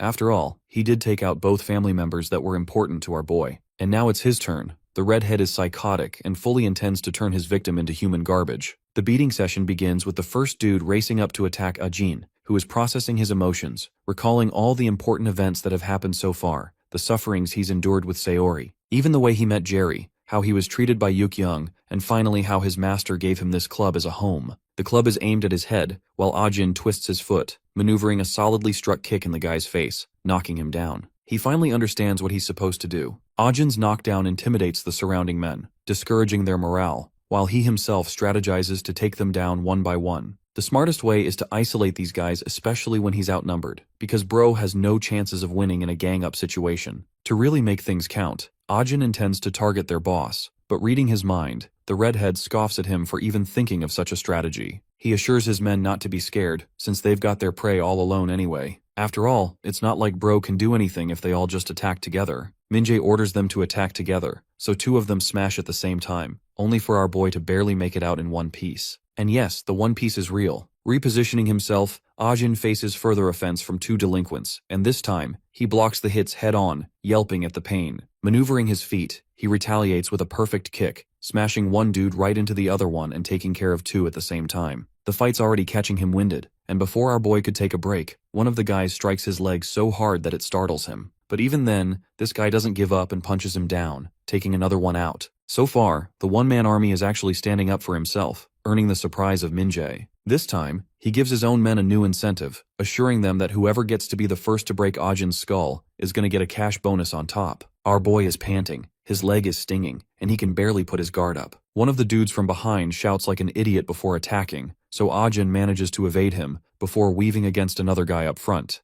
Ajin prepares for the incoming guy's attack, who swings full in motion and ends up getting blocked. Using that same momentum, our boy swings all the way back, glaring at his enemy as he delivers a powerful kick to his stomach, destroying this dude right next to Min-jae. Now at this point, the redhead's pretty impressed. Even though our boy's panting, the fight's been far too one-sided. Min-jae doesn't like how things are going so far, as his video is boring for the audience. While this clown cares about his clip, Ajin roars at him before erupting with tremendous speed, questioning why this asshole is willing to go this far. Unfortunately, while he's blindly charging at his enemy, one of the dudes Ajin knocked down ends up flanking him from behind. The scene ambiguously cuts to Sayori, who receives a call from Yuk-young, complaining why Jerry is refusing to pick up the phone. The master's wife asks about Sayori's condition, much to her confusion, and then Sayori learns about their incident at the hospital. Sayori panics, realizing that the incident happened near the dojo, while Yuk-young questions if she got Ajin in trouble with some dangerous kids. Refusing to scold her further, Yuk-young tells her to go and find Ajin, locating him to a safe place first. Sayori agrees to her instructions, and their call concludes there, but Jerry is concerned and wants to know what happened. She refuses to tell him anything, and instead checks on Hyung, who has seemed to regain her consciousness. We return to Sayori stopping by at the dojo, begging that her gut feeling ends up wrong.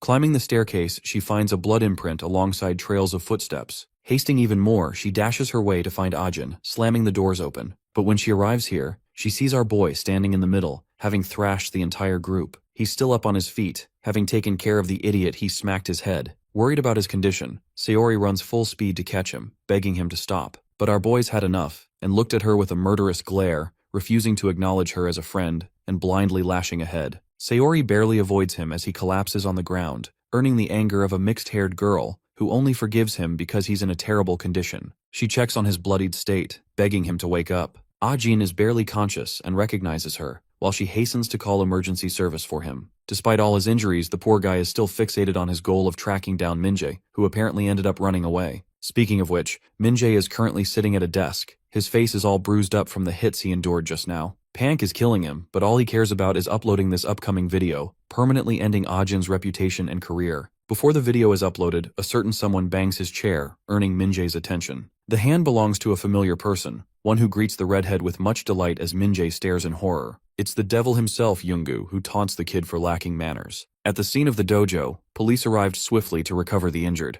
Yuk-young comes along to greet her senior. She's here for her own purpose, and watches Sayori from the side. Yuk-young jokingly tells the senior to use an umbrella and goes up to check on Sayori, who is sulking. She calls out for her attention, smiling at the girl who drifts her gaze away. Calmly sitting down, she talks about the first time they met each other. It was the same weather, it was raining. Back then, the police were investigating a case when Yuk-young smelled something burning. Apparently the family of the dumpling factory owner found itself deceased after a rumor began because of a video. Several people died, raising the question if they were turned into waste. Yuk-young took great offense against the senior who had no respect for the deceased. At that moment, the woman heard a sound, inquiring if her senior had heard it too. Tracing its source, she came all the way to a closet and opened it up. It was here she found a young girl, passed out, and immediately urged for an ambulance. The ambulance came. Sayori's critical state was rushed to the vehicle while the poor girl cried, wanting to see her mother. All this time, Jerry and Yuk-young couldn't have a child. That's why they've always thought of the little girl as their very own daughter. That's also the reason she wants her to confess everything about what's going on,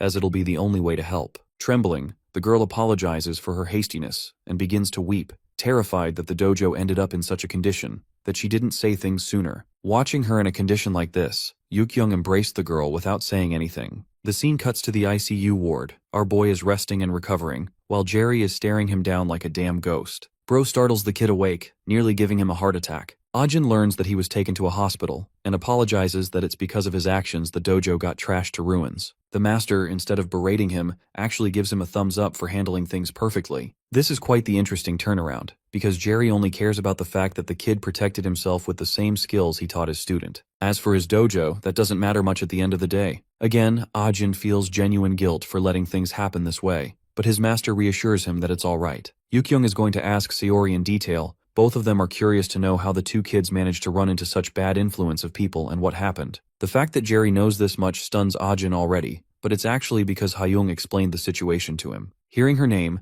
Ajin shouts that that girl isn't Ari's friend at all, and though it's hard for him to bear listening to Hyung's name, the master tells him to calm down. After all, Hyung has resolved herself to tell everything in detail. That's when Jerry removes the blinds and reveals that Hyung is actually situated just next to our boy. She's in the same messed up position, and so her side of the story finally begins. Hyung starts off by saying that she didn't know any better about the information. All she cared about was acting and earning money from it. It was an easy cash grab, and she could buy all the things she could ever want because of it. As time passed, Hyung continued to be the same, until one day, one of her friends shockingly announced the death of Lee Ari. A blonde from her own friend group sarcastically made fun of Ari's death, waiting for Hyung's reaction. But to the friend group's surprise, Hyung was silent. She intentionally cropped up a response acting like the situation didn't affect her, but she was shaken. She admits to being a literal bitch, an asshole who became a part in Ari's demise. But that's when things got really creepy, as every single night, Hyung would sit terrified in her room, only to see Ari's horrifying corpse looming over her, and my god, I hope that thing does not appear in my nightmares. Each night became more difficult for her to bear, so Hyung started playing all night, eventually running away from home. Then she spent all the money she had from Min-jae,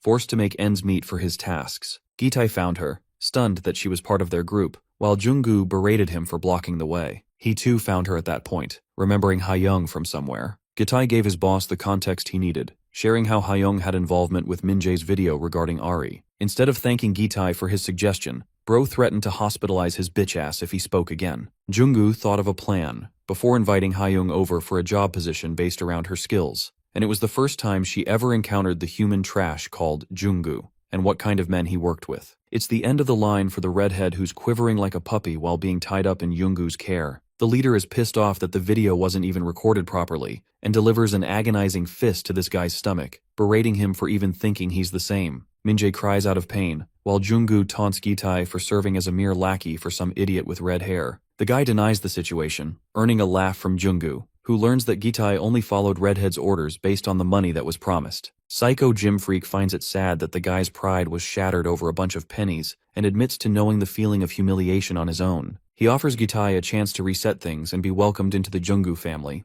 but while he's saying that, Min-jae's eyes are pouring down tears. Gitai joins the group, so as his first mission, Jung-gu assigns him a role to punch the shit out of Redhead, and a single glare from him immediately puts Gitai under motion. Bro pathetically slaps Min-jae's face. Jung-gu wonders if the guy is enjoying the feeling of finally feeling like a superior, instead of being a weakling. Redhead is pleading and begging with the best pathetic face he can, but even then, Gitai continues to smash his face, refusing to comply. Let's go back to Jerry and his gym. Unfortunately, the place has been closed down for a bit. Yukyung emphasizes that it's because of the recklessness of a few that innocent people get affected too. The situation is beyond the scope of the both of them. As for the story regarding Hyung, Jerry's wife thinks that the situation has evolved into a proper attempted murder case. Sayori tries to pitch in, while Yukyung suddenly connects the dots and realizes that this girl has been intentionally training him all along. Our boy pitches in stating that he's the one who wanted to get stronger, because shortly after losing his mother and sister, he was completely lost and had nowhere to go. Meeting Sayori changed that. She helped grant his request, so he's the most grateful to her. Yukyung continues to interrogate and asks how the two of them came in contact. And while Ajin is about to explain, Sayori herself reveals her connection as a driver for the Cyber Wreckers group.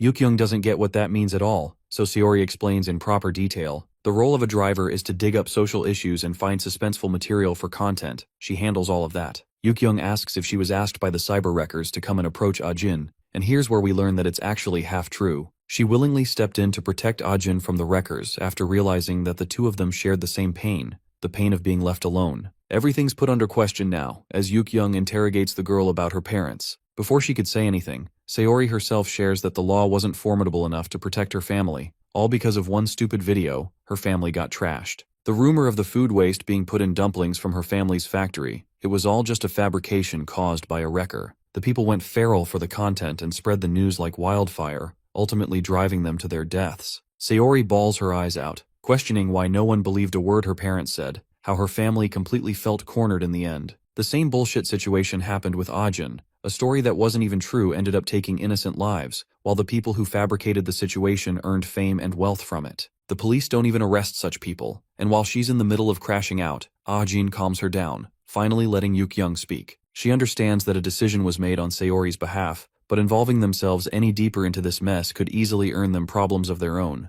That's why she wants every single one of them to stop here and now. Except, Sayori's cause matters more to her as she rebelliously goes against her advice. She swats off her hand and apologizes, heading out, leaving Ajin to his own too. Jerry, the golden retriever cool guy, greets her casually, only to get ignored all the same. Our boy runs after her, but his master stops him, urging the kid to take care of Sayori and not get hurt in the process. He assures the kind master not to worry, and runs off trying to catch her. Meanwhile, Young and Jerry are left to their own devices, helpless to advise the kids any better. In the next scene, Driver Girl and our boy are on a trip. She asks Ajin if he recorded Hyung's interview, to which he agrees, while still avoiding her. They're both uncomfortable with the state of the current situation, so Ajin starts to share how Hyung was apparently dragged to wrecker meetings created by Junggu. Some dude named Geico is supposed to be the main leader in command of all this. There were also several other bodyguards hired, which definitely makes it seem like the situation is far greater than they imagined. Sayori suspects the involvement and funding of a major enterprise. After all, this whole shit show has always been about money. Having over 10 bodyguards can't come from simple content revenue alone, implying the connections of someone deeper behind the scenes. Ajin also shares one strange part that bothered him the most.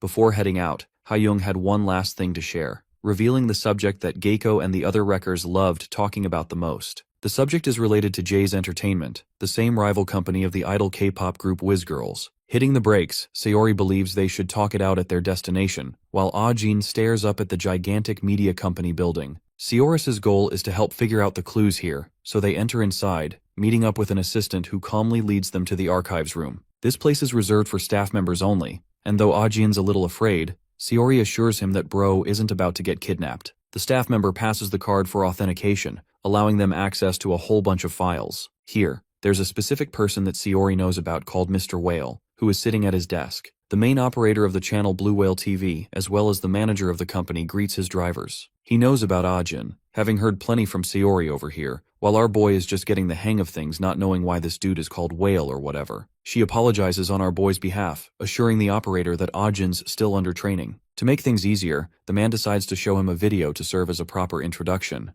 and though he doesn't know if it'll be a convenience, it's plenty for their first meeting. The video starts with Blue Whale introducing himself, sharing reports of the world's worst disaster, 9/11, and even the launch of rockets from a certain company owned by Elon Musk. Good and bad news in the world keeps on going, whether it is war or technological advancement. But the operator poses a big question. Why do people believe in things that haven't happened before their eyes? This happens through sensationalism in the media, clickbait among other misinformation. This same need for drama and clickbait could lead to someone's very life being ruined. And next he addresses the videos that he himself makes. A 2 million subscriber YouTuber channel isn't any different. Each story is intentionally crafted for people to consume out of fun or boredom or even the element of curiosity. It starts and ends with the concept of devouring media, and people consume it with delight. Blue Whale wants to put a stop to this consumerism, even if his own channel might be deleted or if his subscriber count drops. Perhaps he'll get death threats, but his secret weapon is the full story covering the extent of the Lee Ari murder case. The operator coldly states that Ari didn't take her own life, but rather, her death was a murder case, carefully orchestrated. After the conclusion of the video, Ajin seems to be panting, probably out of traumatic stress, while Sayori comforts him. He wonders when the operator will release the video.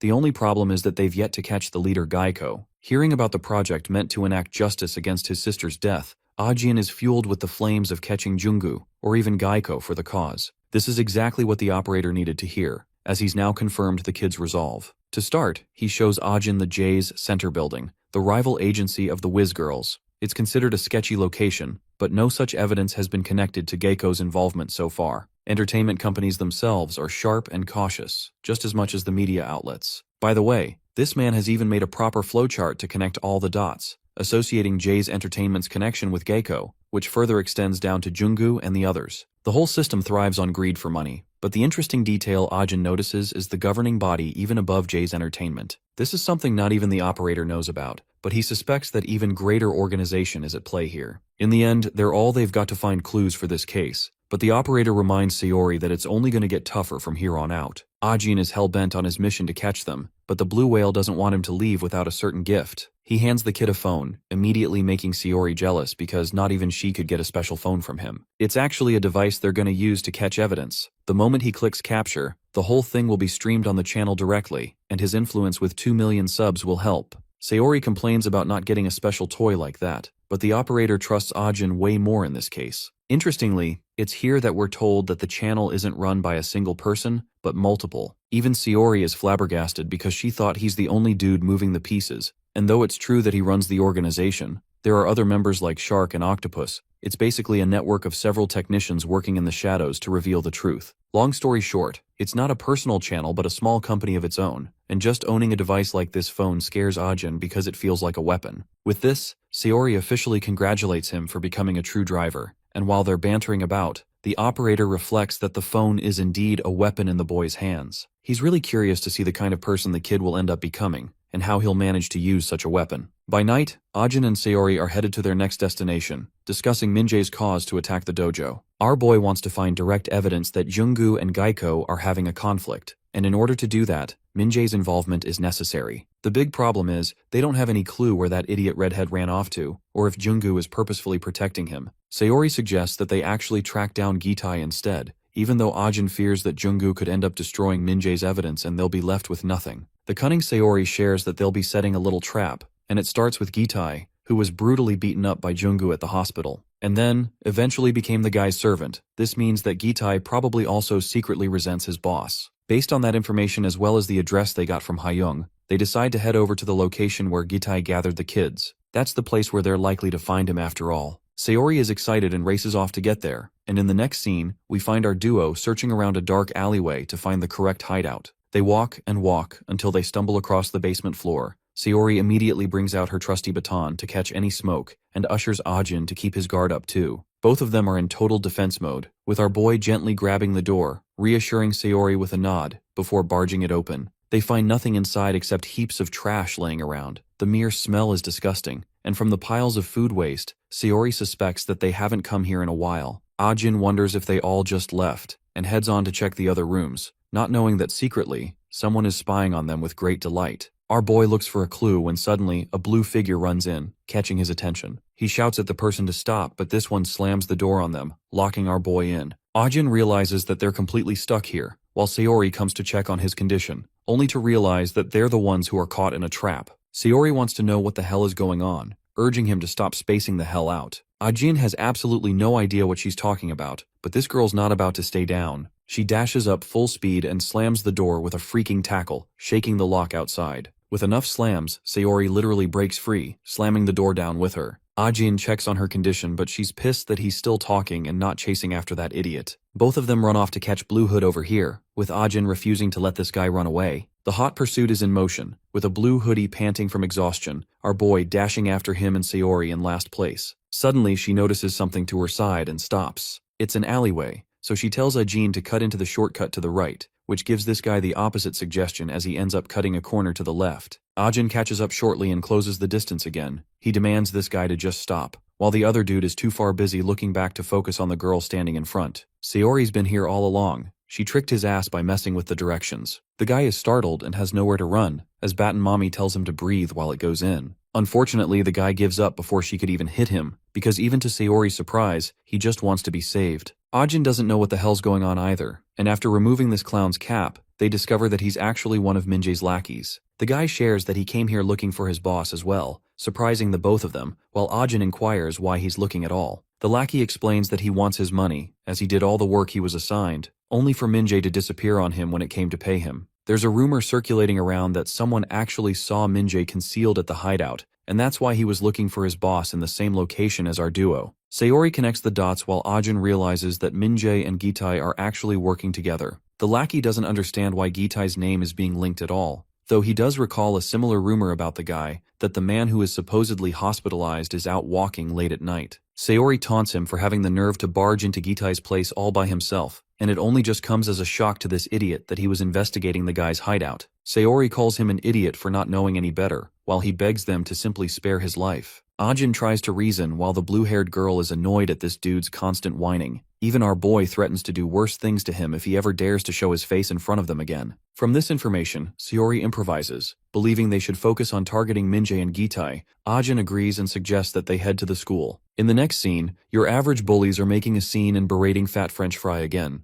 Bagan doesn't even have any fight in him or the money to give them, while these punks threaten to steal his bank account. That's when his saviors arrive. It's our favorite baddie Sayori, who taunts these clowns for trying to play cool and edgy. The two guys are startled straight up, while Ajin asks their leader about his connectino with Gitai. The leader doesn't know shit about them, but from the reaction of his own lackeys alone, he can figure out that the man standing before him is Lee Ajin himself. He already knows that our boy has some real experience in fighting, but at the same time he taunts Ajin for acting mighty for beating up losers. To shut this dude up, our boy grabs his hand, before twisting it in a position that shatters this dude's confidence to pieces. Playing no games, Ajin demands to know where Gitai is, and when one of the guys tries to be snappy about it, Sayori kicks the shithead's face in. She's annoyed that these muscle-headed idiots never listen to a simple request. The other guy rats out explaining that Gitai went to the runaway fam area for karaoke and gaming. Apparently Gitai himself has been spotted around the location. The delivery guy testified that he usually goes there with 3 other kids. Sayori finally likes someone for talking nicely, but Ajin still isn't convinced and wonders if it's all just a bunch of crap. He tortures the leader even more, getting a proper confirmation regarding the validity of the information. With everything wrapped up here, it's time for them to head off again. Bagan thanks these guys for saving his skin, while the baddie winks nicely, causing him to blush. A few days cut past, and we find Fat French Fry exiting the gaming cafe. Here, he runs into a bunch of dudes name-dropping Gitai for something. Curious, he decides to tail them, and ends up discovering the boss monster Junggu himself, who has gone even crazier and wants to beat up teenage thugs for fun. Bagan watches the scene in horror, while Junggu preys on the demise of the kids, as he live-streams them for trying to smoke in public. The commenters make fun of one of the kids and even call him One Punch Man, which is honestly funny. Junggu laughs, while one of his audience members decided to donate 1,000 won, desiring more entertainment. To serve properly, Junggu bashes the kid's face with a crazy punch, creating the entertainment his messed-up fans wanted to see. Bagan is watching all of this go down in horror, and we actually cut back to the day Ajin and Sayori saved him. He actually volunteered to help our boy, but Ajin warned him to watch his own back because Junggu is not someone to be taken lightly. His warning rings true even today, but if Fatty doesn't do anything, he'll always remain useless. So he quickly opens his phone to text his buddy, sharing that he found Junggu and is intent on following him. The scene cuts to another beefy dude near Ajin, who is simply enjoying his delicious cup noodles and keeping touch with Sayori. She nags him for getting played by the bullies who fed them information,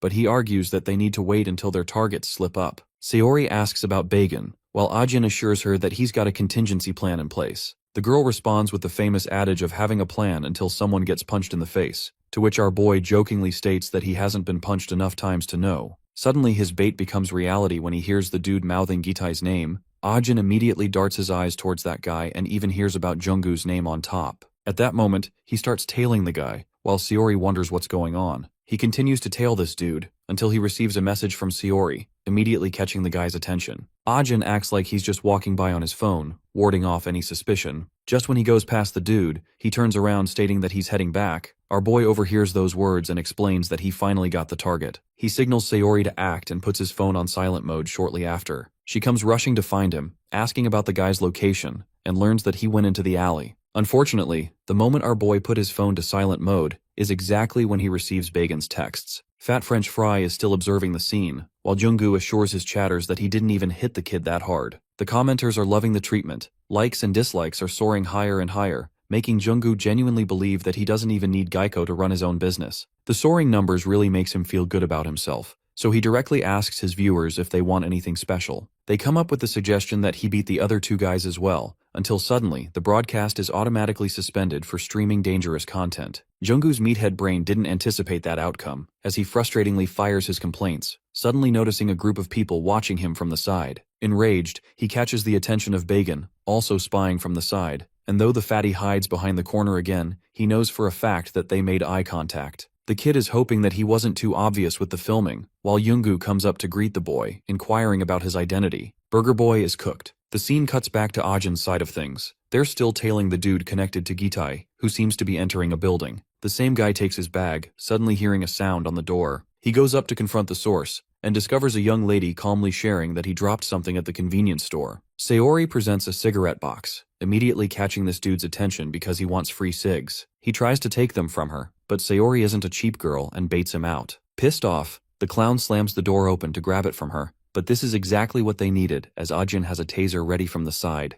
Exposed and unable to do anything, Bro is zapped to Kingdom Come, immediately getting knocked out as a consequence. The plan succeeded with brilliance. Sayori knows how these idiots function after all. Next, they take this dude's body inside, while inspecting the room that is full of drinks and shit. After all this time, they still don't have Gitai around, but Sayori wants Ajin to keep on searching every part of the room. Our boy then comes around an interesting room with a lock on it. It's a twist lock, so he ends up opening it, only to be horrified by what he sees. His reaction reduces him to being speechless, making her wonder what's up. Sayori personally steps up to check, only to become horrified all the same. There are several people kidnapped here, all beaten up and starved. These are the runaway kids. Sayori assures them that they're not terrible people, and asks if they're the only ones here. Concerned, she tasks Ajin to properly check the other rooms as well, so the search begins with the first room being empty. One of the victims can barely talk, but Sayori quickly connects his words, and urges Ajin to check the bathrooms next. He goes up and pulls the knob, horrifically discovering Minjae's mangled body. The redhead is completely dazed unconscious while our boy tries his best to snap him back to reality. The same clown who tries to act so tough becomes a puppy and begs to be spared the moment he wakes up,